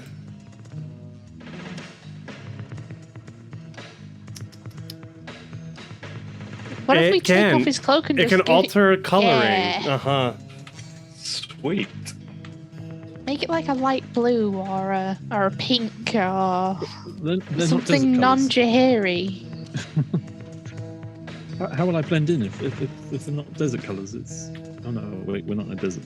It'll only last for an hour, so I'll make it I'll make it like a light blue, and it kind of matches her cyan fringe.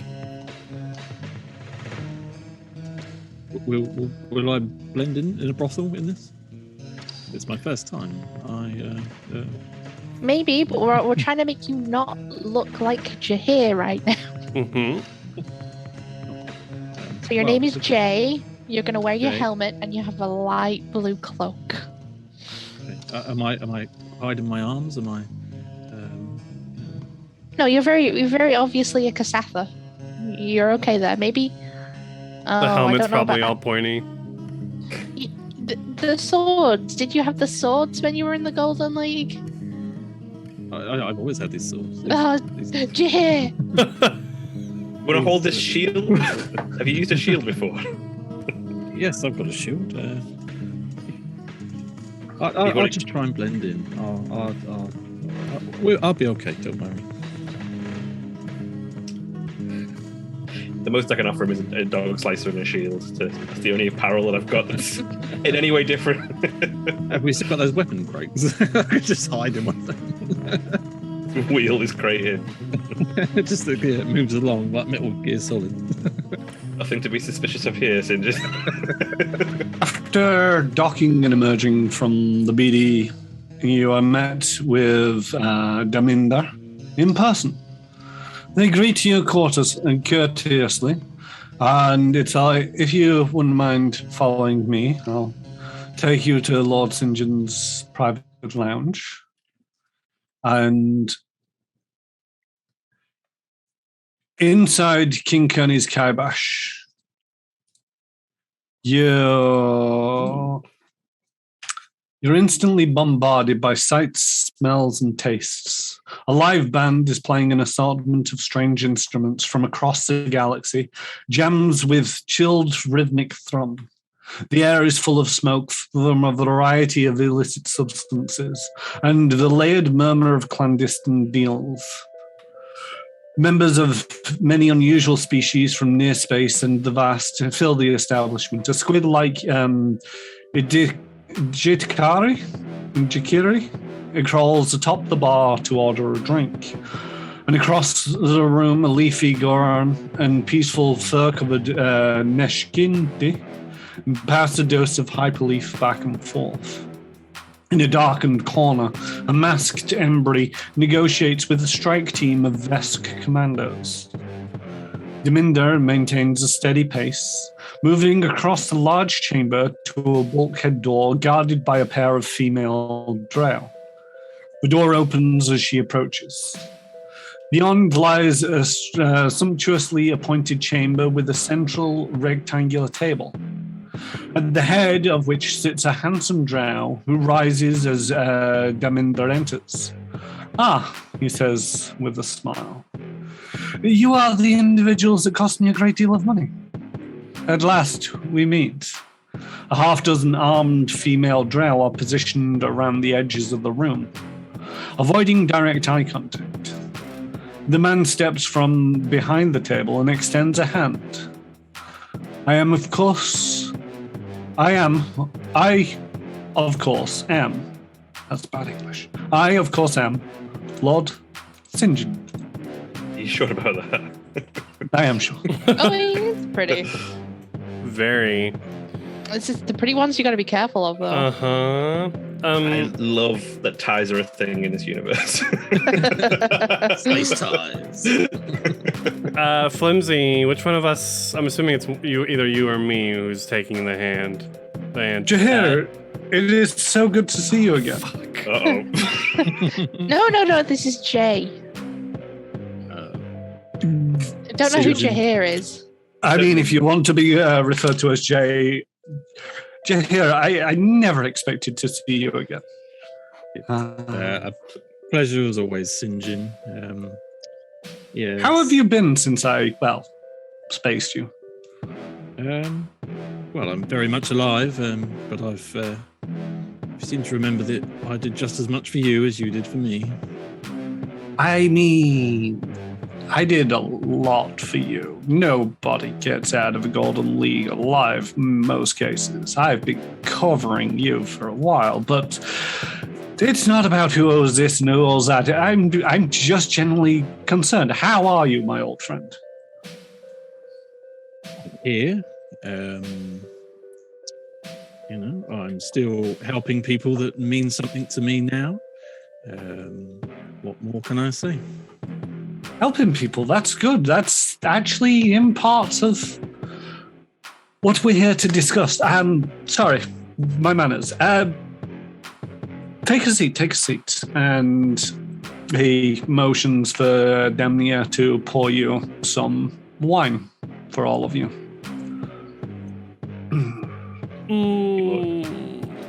Thank you, Lord Sinjin. He takes the wine and casually, talks. So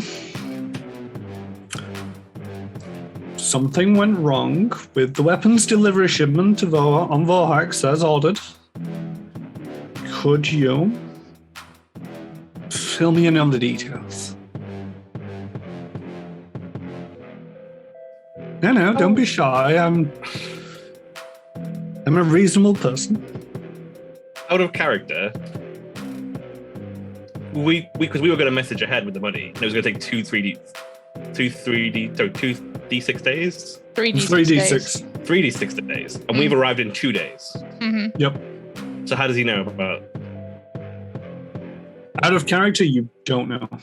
Okay, but I mean, is that suspicious that he knows? The thing, you could look at it with suspicion. I mean, you've arrived. You've arrived. You've barely made your report to just Tarika. She's probably had, an hour, maybe 2 to fill out the paperwork, and Sinjin already knows that the deal's come south. Yeah. But you don't know how he knows. Spies on the inside. Even a message You from betrayed us. Vohax would have taken a few, more, at least 1d6 days to get back to Absalom Station, right? That's what I was thinking. Yeah. Yeah. All right. Unless there's magical means to do it quicker. Some sort of spell. Okay. Yeah, that's true. Well,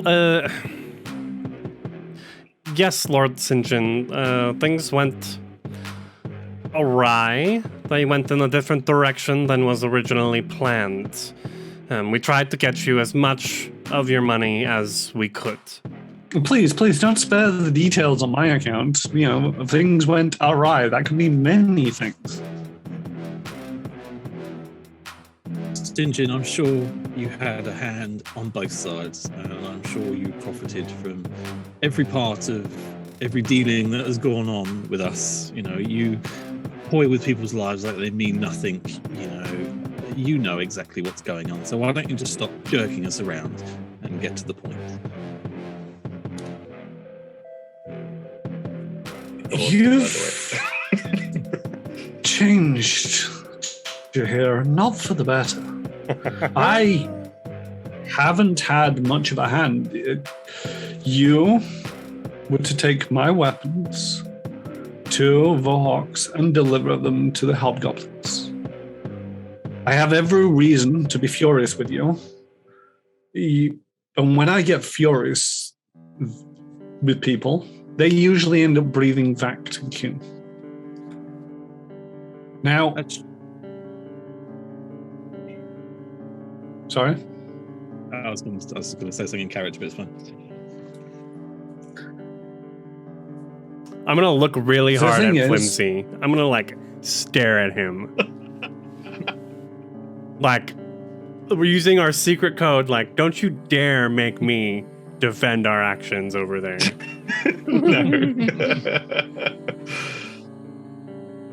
Now, the thing is, the stars have aligned in our favor. I need a crew for a very special job. And you've alienated both me and your corporate paymasters. If you hear me out, perhaps we can both come out of this ahead.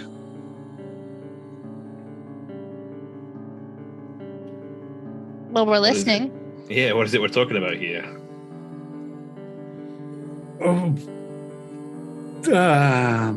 When you say what are we talking about what you did on Vorhax, or what my job has related to you?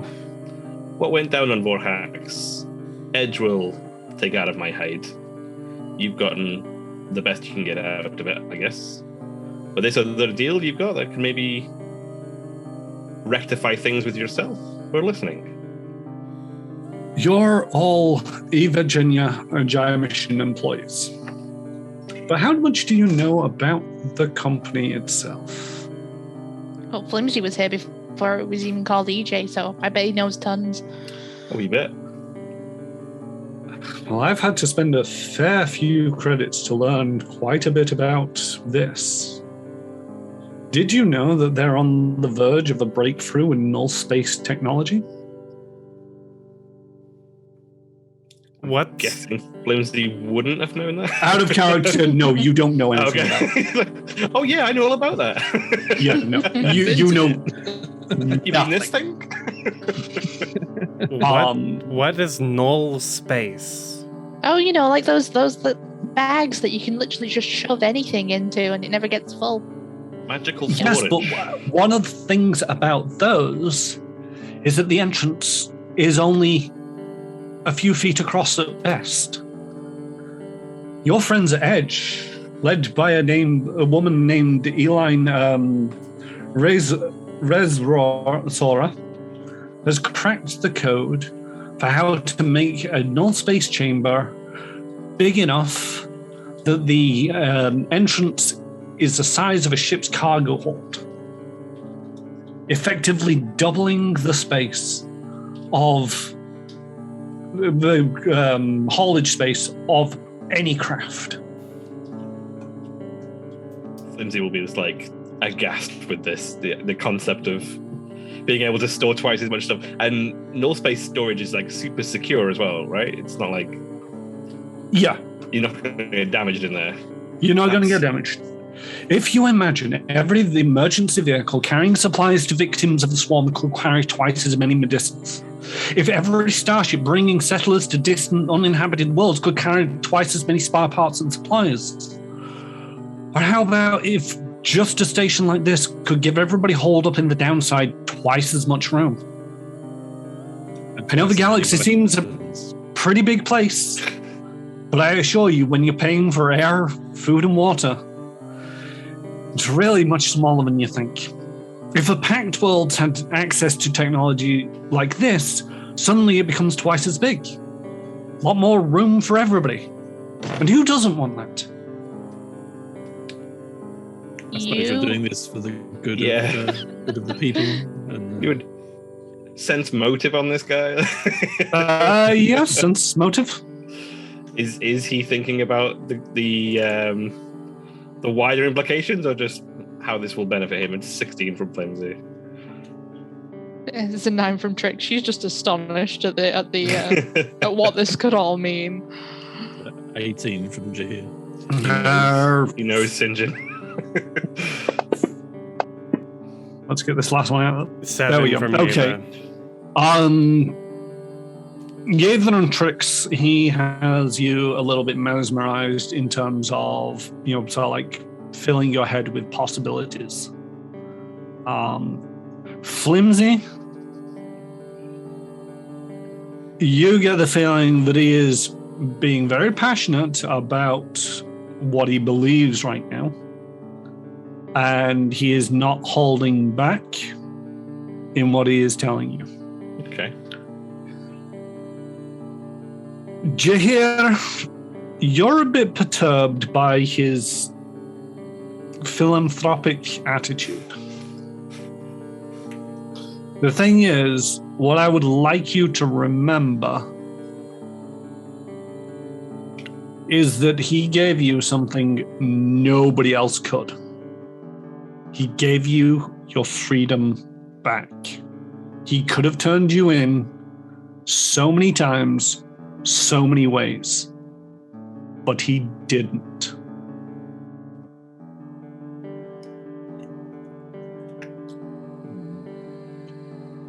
And with the press of the remote, Sinjin summons a holographic representation of a transport ship, its image slowly rotating on the table. The answer to that question, of course, is your employer, EdgeCore. EdgeCore wants to keep this technology to itself and use it to crush its competition. They've built a prototype starship and called it the Ophalant. It's housed on Horse-Eye Orbital Plate near Absalom. Sinjin funds the remote again, and the image of the starship is replaced by a three-dimensional holographic model of a large starship construction facility in space. No outsiders are allowed on the orbital plate, with one exception. Many corporations have starship construction projects there, and shareholders of those corporations are allowed to dock and move around freely. Now, I know you aren't shareholders of EdgeCore. Not at least yet. But you do all have stock options as part of your severance pay bonus structure. If you were to leave the company before you're all fired, you could redeem those options for a not inconsiderable amount of EdgeCore stock. With those, well, you can walk onto the Horse-Eye orbital plate and steal the opulent for me. And then, my friends, I could make you rich beyond your wildest dreams, and you could do whatever you want for the rest of your lives, while I have my engineers bring this technology to everyone of the Pact World. You want us to essentially not so much sneak on, but sneak on to a pretty tight security, highly classified orbital plate and steal you a ship. Don't know if you've noticed, but things haven't been going too well for us recently. No. Tell me that's what you said. Not as secure when you're stakeholders, shareholders, but yes. And Trix is just grinning ear to ear at this point. She's like, I think Yeva picks up the wine for the first time, trying to play cool, but she's definitely like, oh my god, yes. Money, yes. Why us though? There's more skilled operatives in the Pact worlds than us. I mean, I nearly got killed by a dog a few days ago. It's. The thing is, Jahir, I wasn't expecting your name to come up. And there are always more people who are better skilled in life at various different things. not this, no. Right, I think what Lord Sinjin... We're the people for the job here. I think what... The thing is, too far up in EdgeCore, and they'll stand more to lose if they were to quit their jobs and turn traitor. Now, you said yourself you've had a bit of a rough stint. It's time to start afresh. Do something different. See how that goes. I think we are perfectly positioned, as you've said, to, take on such a interesting and profitable contract. I don't know, Eva. It's a lot of work, a lot of cost setting up being freelance. Is that something you'd be able to facilitate us with for this job? Facilitate with for this job, no. What would happen is you will need to quit your jobs, collect your severance, and then go steal the offering. Mm-hmm. Is delivered to me and my people. We will furbish you with another ship that you can leave, and we will never see each other again. Not the first time I've heard those words, though, is it, Sinjin? Well, I didn't expect you to turn up either. I mean, by all rights, I should report you as alive to the Golden League. True, but you didn't, so there's a reason you didn't. Because you're my friend?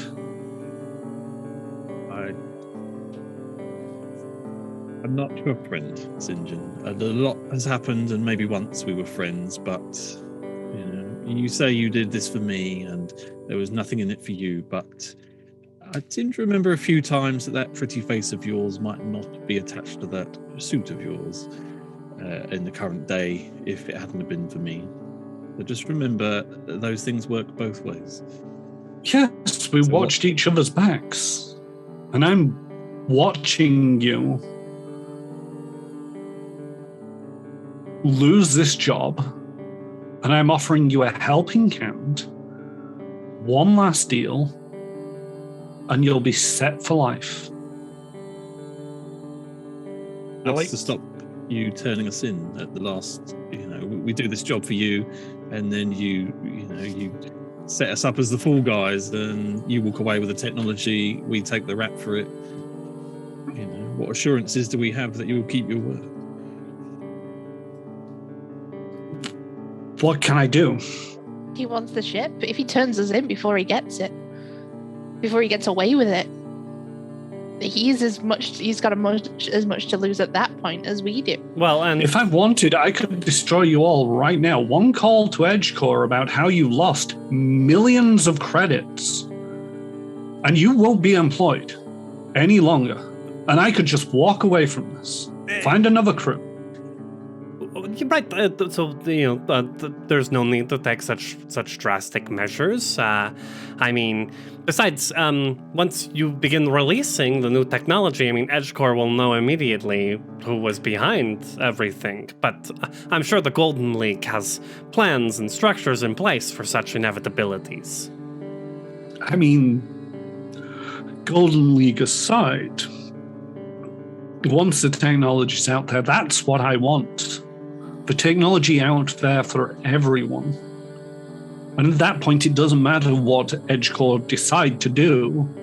Everyone has access to technology. Right, so And if they come after the Golden League, then so be it. Jahir, I think once the technology is out, there are much bigger targets to be had than us little people. Right? I think Of course. we need to discuss this as a crew. We've made decisions in the past as a crew. I think we need to take 5. I think we need to talk this through and just blindly run into this. I know him, and I know what he's like and what he is capable of.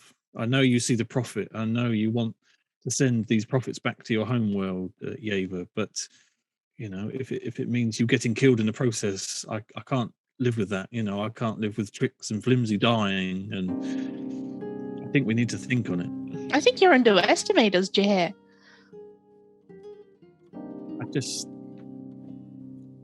I want to talk about it in private without Mr. Sinjin here. Of course. Lord Sinjin, would you mind if we went back to our ship and came back in an hour or so with our answer?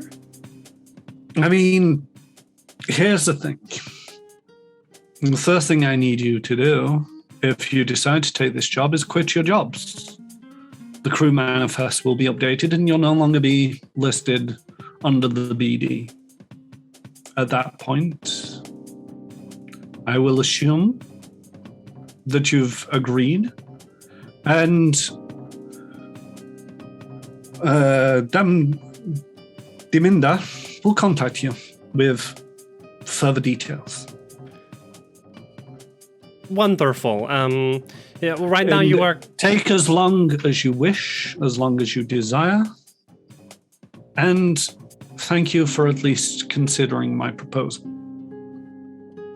Here, for your inconvenience today. And he slides across the table a cred chip. Oh, Cred I stick. love me a good bribe. Tricks. Pick it up. Lick it. I lick it. Look, tastes like 2,000. 2,000 credits. It's the most money we've seen. And just for the inconvenience of being here today. How generous. You are truly a welcoming presence to work with. Yeva smiles as she stands. Just one last question before we go, Sinjin. You were ready for us here. How was it you learned about this mission going sideways?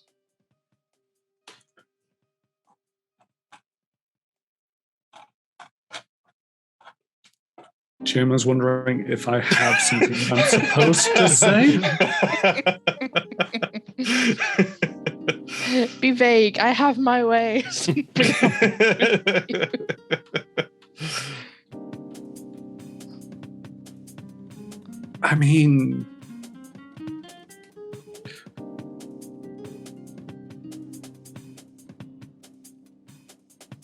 Sorry, what was the question again?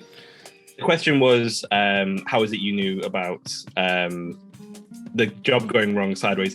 I'm trying to heavily infer, though, that he knew more about this mission than the mission we were just on.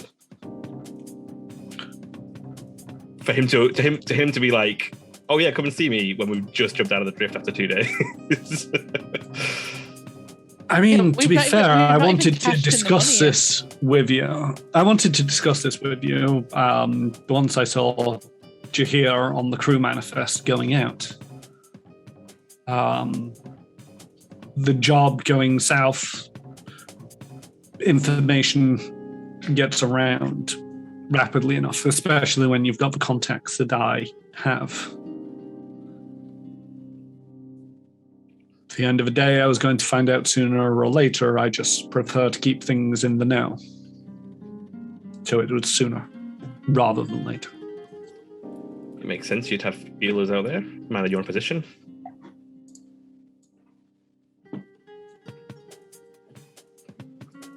Well then, we will take our leave.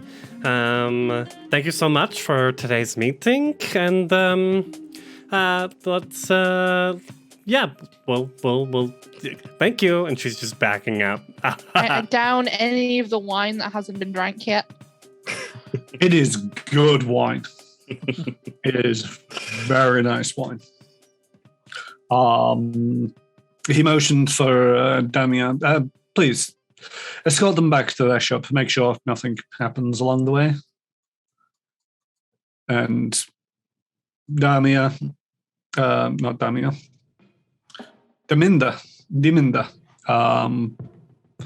escorts you back. Can I quickly say something to him as we leave? Is that not? Yeah. As we sort of Jahir makes sure he's the last one sort of out the door, and he just turns around and says, "If you mess us over, or this crew over, then my next sword will be made from your spine, Sinjin." And he just walks away. He laughs as you go, and it's like, and calls out after you. Never doubted that for a minute. And the doors close. As soon as the doors close, Flimsy starts the witty things he dancing. could have said.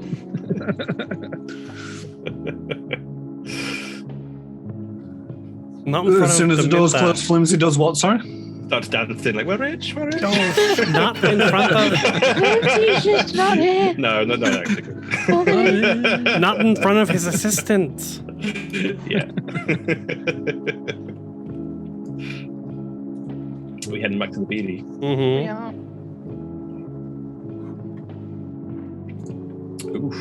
Oof.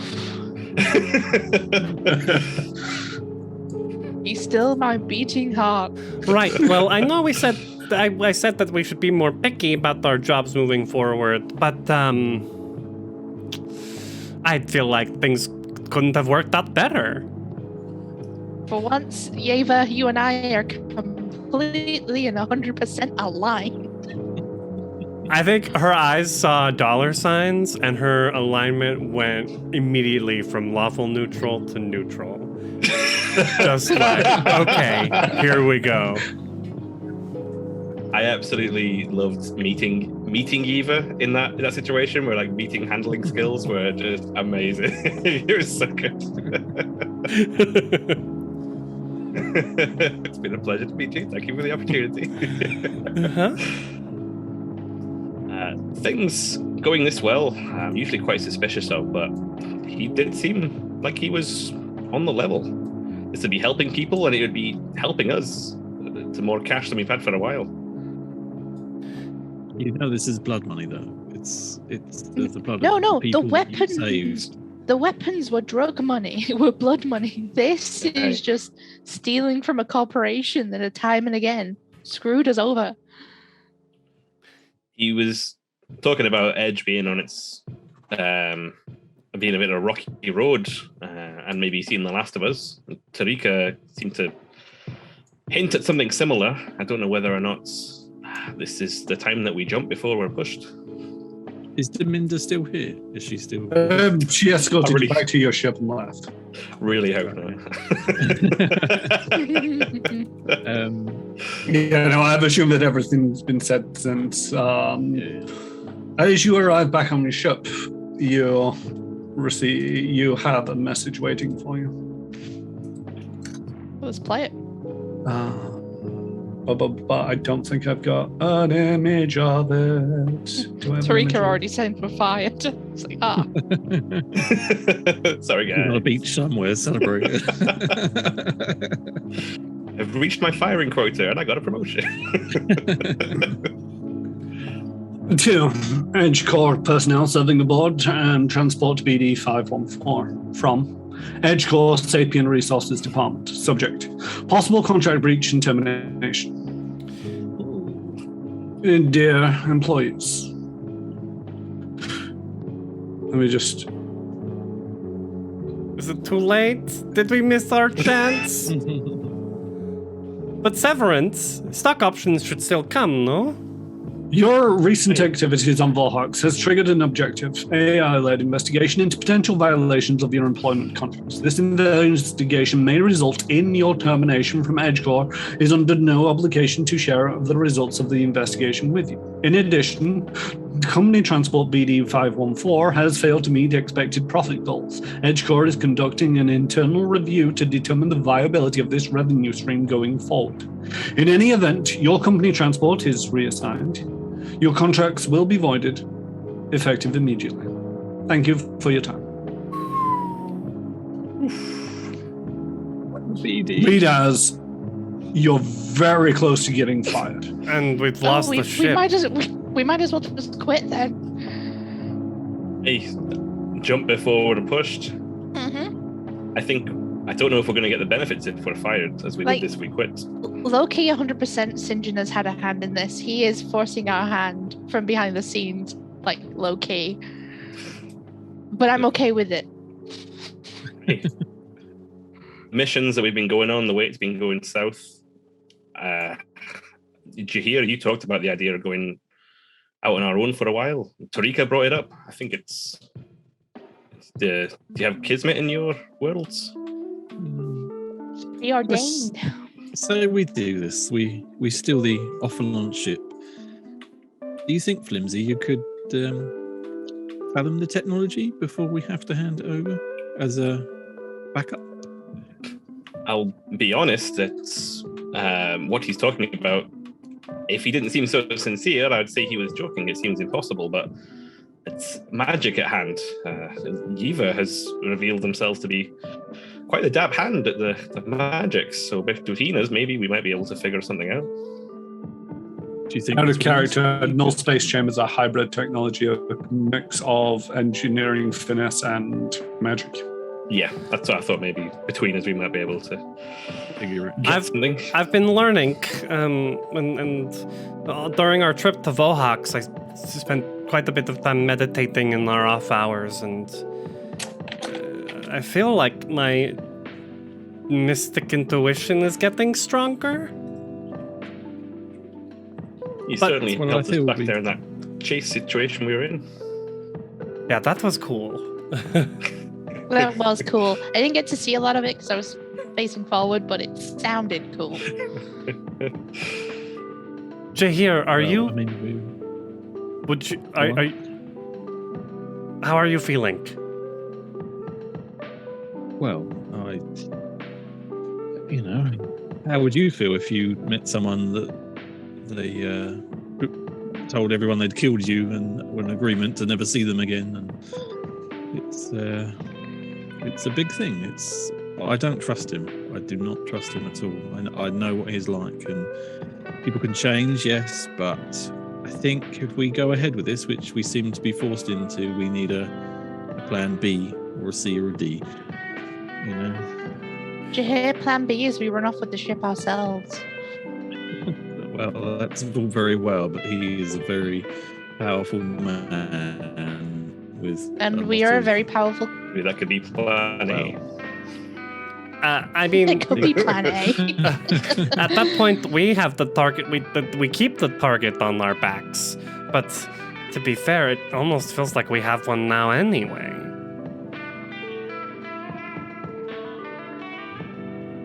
We're going from the fire pan into the fire, but at least this time we'll be doing it for ourselves. We'll be doing it with at least a hand on the rein, it seems, rather than where we've been thrown beforehand.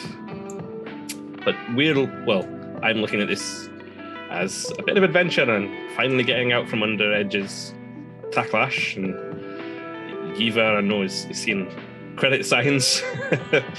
I don't know, Jahir, this is an emotional decision for you.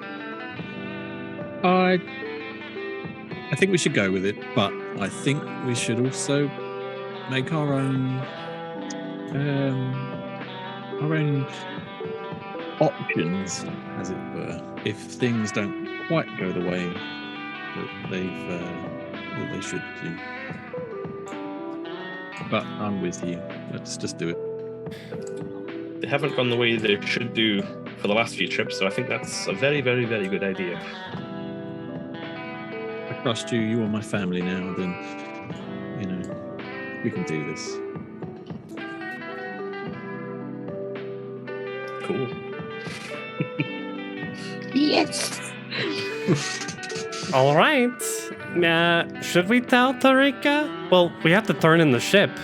It seems like we don't own it anymore. We have to quit and turn in the ship and then tell people. You never owned it in the first place. Well, yes, but The keys.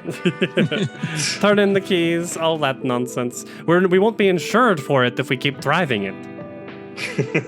Yeah, you basically have to. The next port of call, to a certain degree, whether you want to inform Tarika or not, is to get the BD back to Absalom Station, turn it over to Edge Core, and, well, quit. Wait for the phone call. But alas, our time has come to an end. We shall have to see how this part of the adventure goes next week. Thank you for joining us this evening. I am Karen Russmore and will continue to be so. You can usually find me over on my channel, twitch.tv/Karen Russmore, where I stream a variety of games, XCOM 2, Hitman 3, Resident Evil 4, on Tuesdays, Thursdays, and Fridays. Check out my channel with its schedule for more details. Flimsy. I've been JStation64. You can find more of me on my channel on Thursday evenings, 9 p.m, playing No Man's Sky, making much less dubious deals. And then on Saturday mornings, 9:30 a.m, playing Red Dead Redemption 2, making just as many dubious deals as this. Yiva. Hi everyone, I am Krifu Bernal. I am a captain and producer here at Manapot Studios. I stream over at my own personal Twitch occasionally at Krifu Bernal, where you can find me everywhere online under that as well. And if you check out the calendar, you can see all of the awesome games we have here at Manapot, including the Starfinder game I'll be running this Sunday as we start Chapter 4 of the Book of Bethesda. Come check us out there. Tricks. I am Crit Commissions. You can find me across various social medias, posting artsy things as and when. And Jahir. I'm Retro Ted. I play mainly older games. We are currently playing through Planescape Torment, and we are testing actually how many times the unknown man can die, because it seems to be quite a lot. So. All right. Thank you again for joining us this evening. If you would like to stick around, we will probably be writing somebody. If not, I hope you all have a good time zone, and we'll see you next week. Bye. Bye. Bye.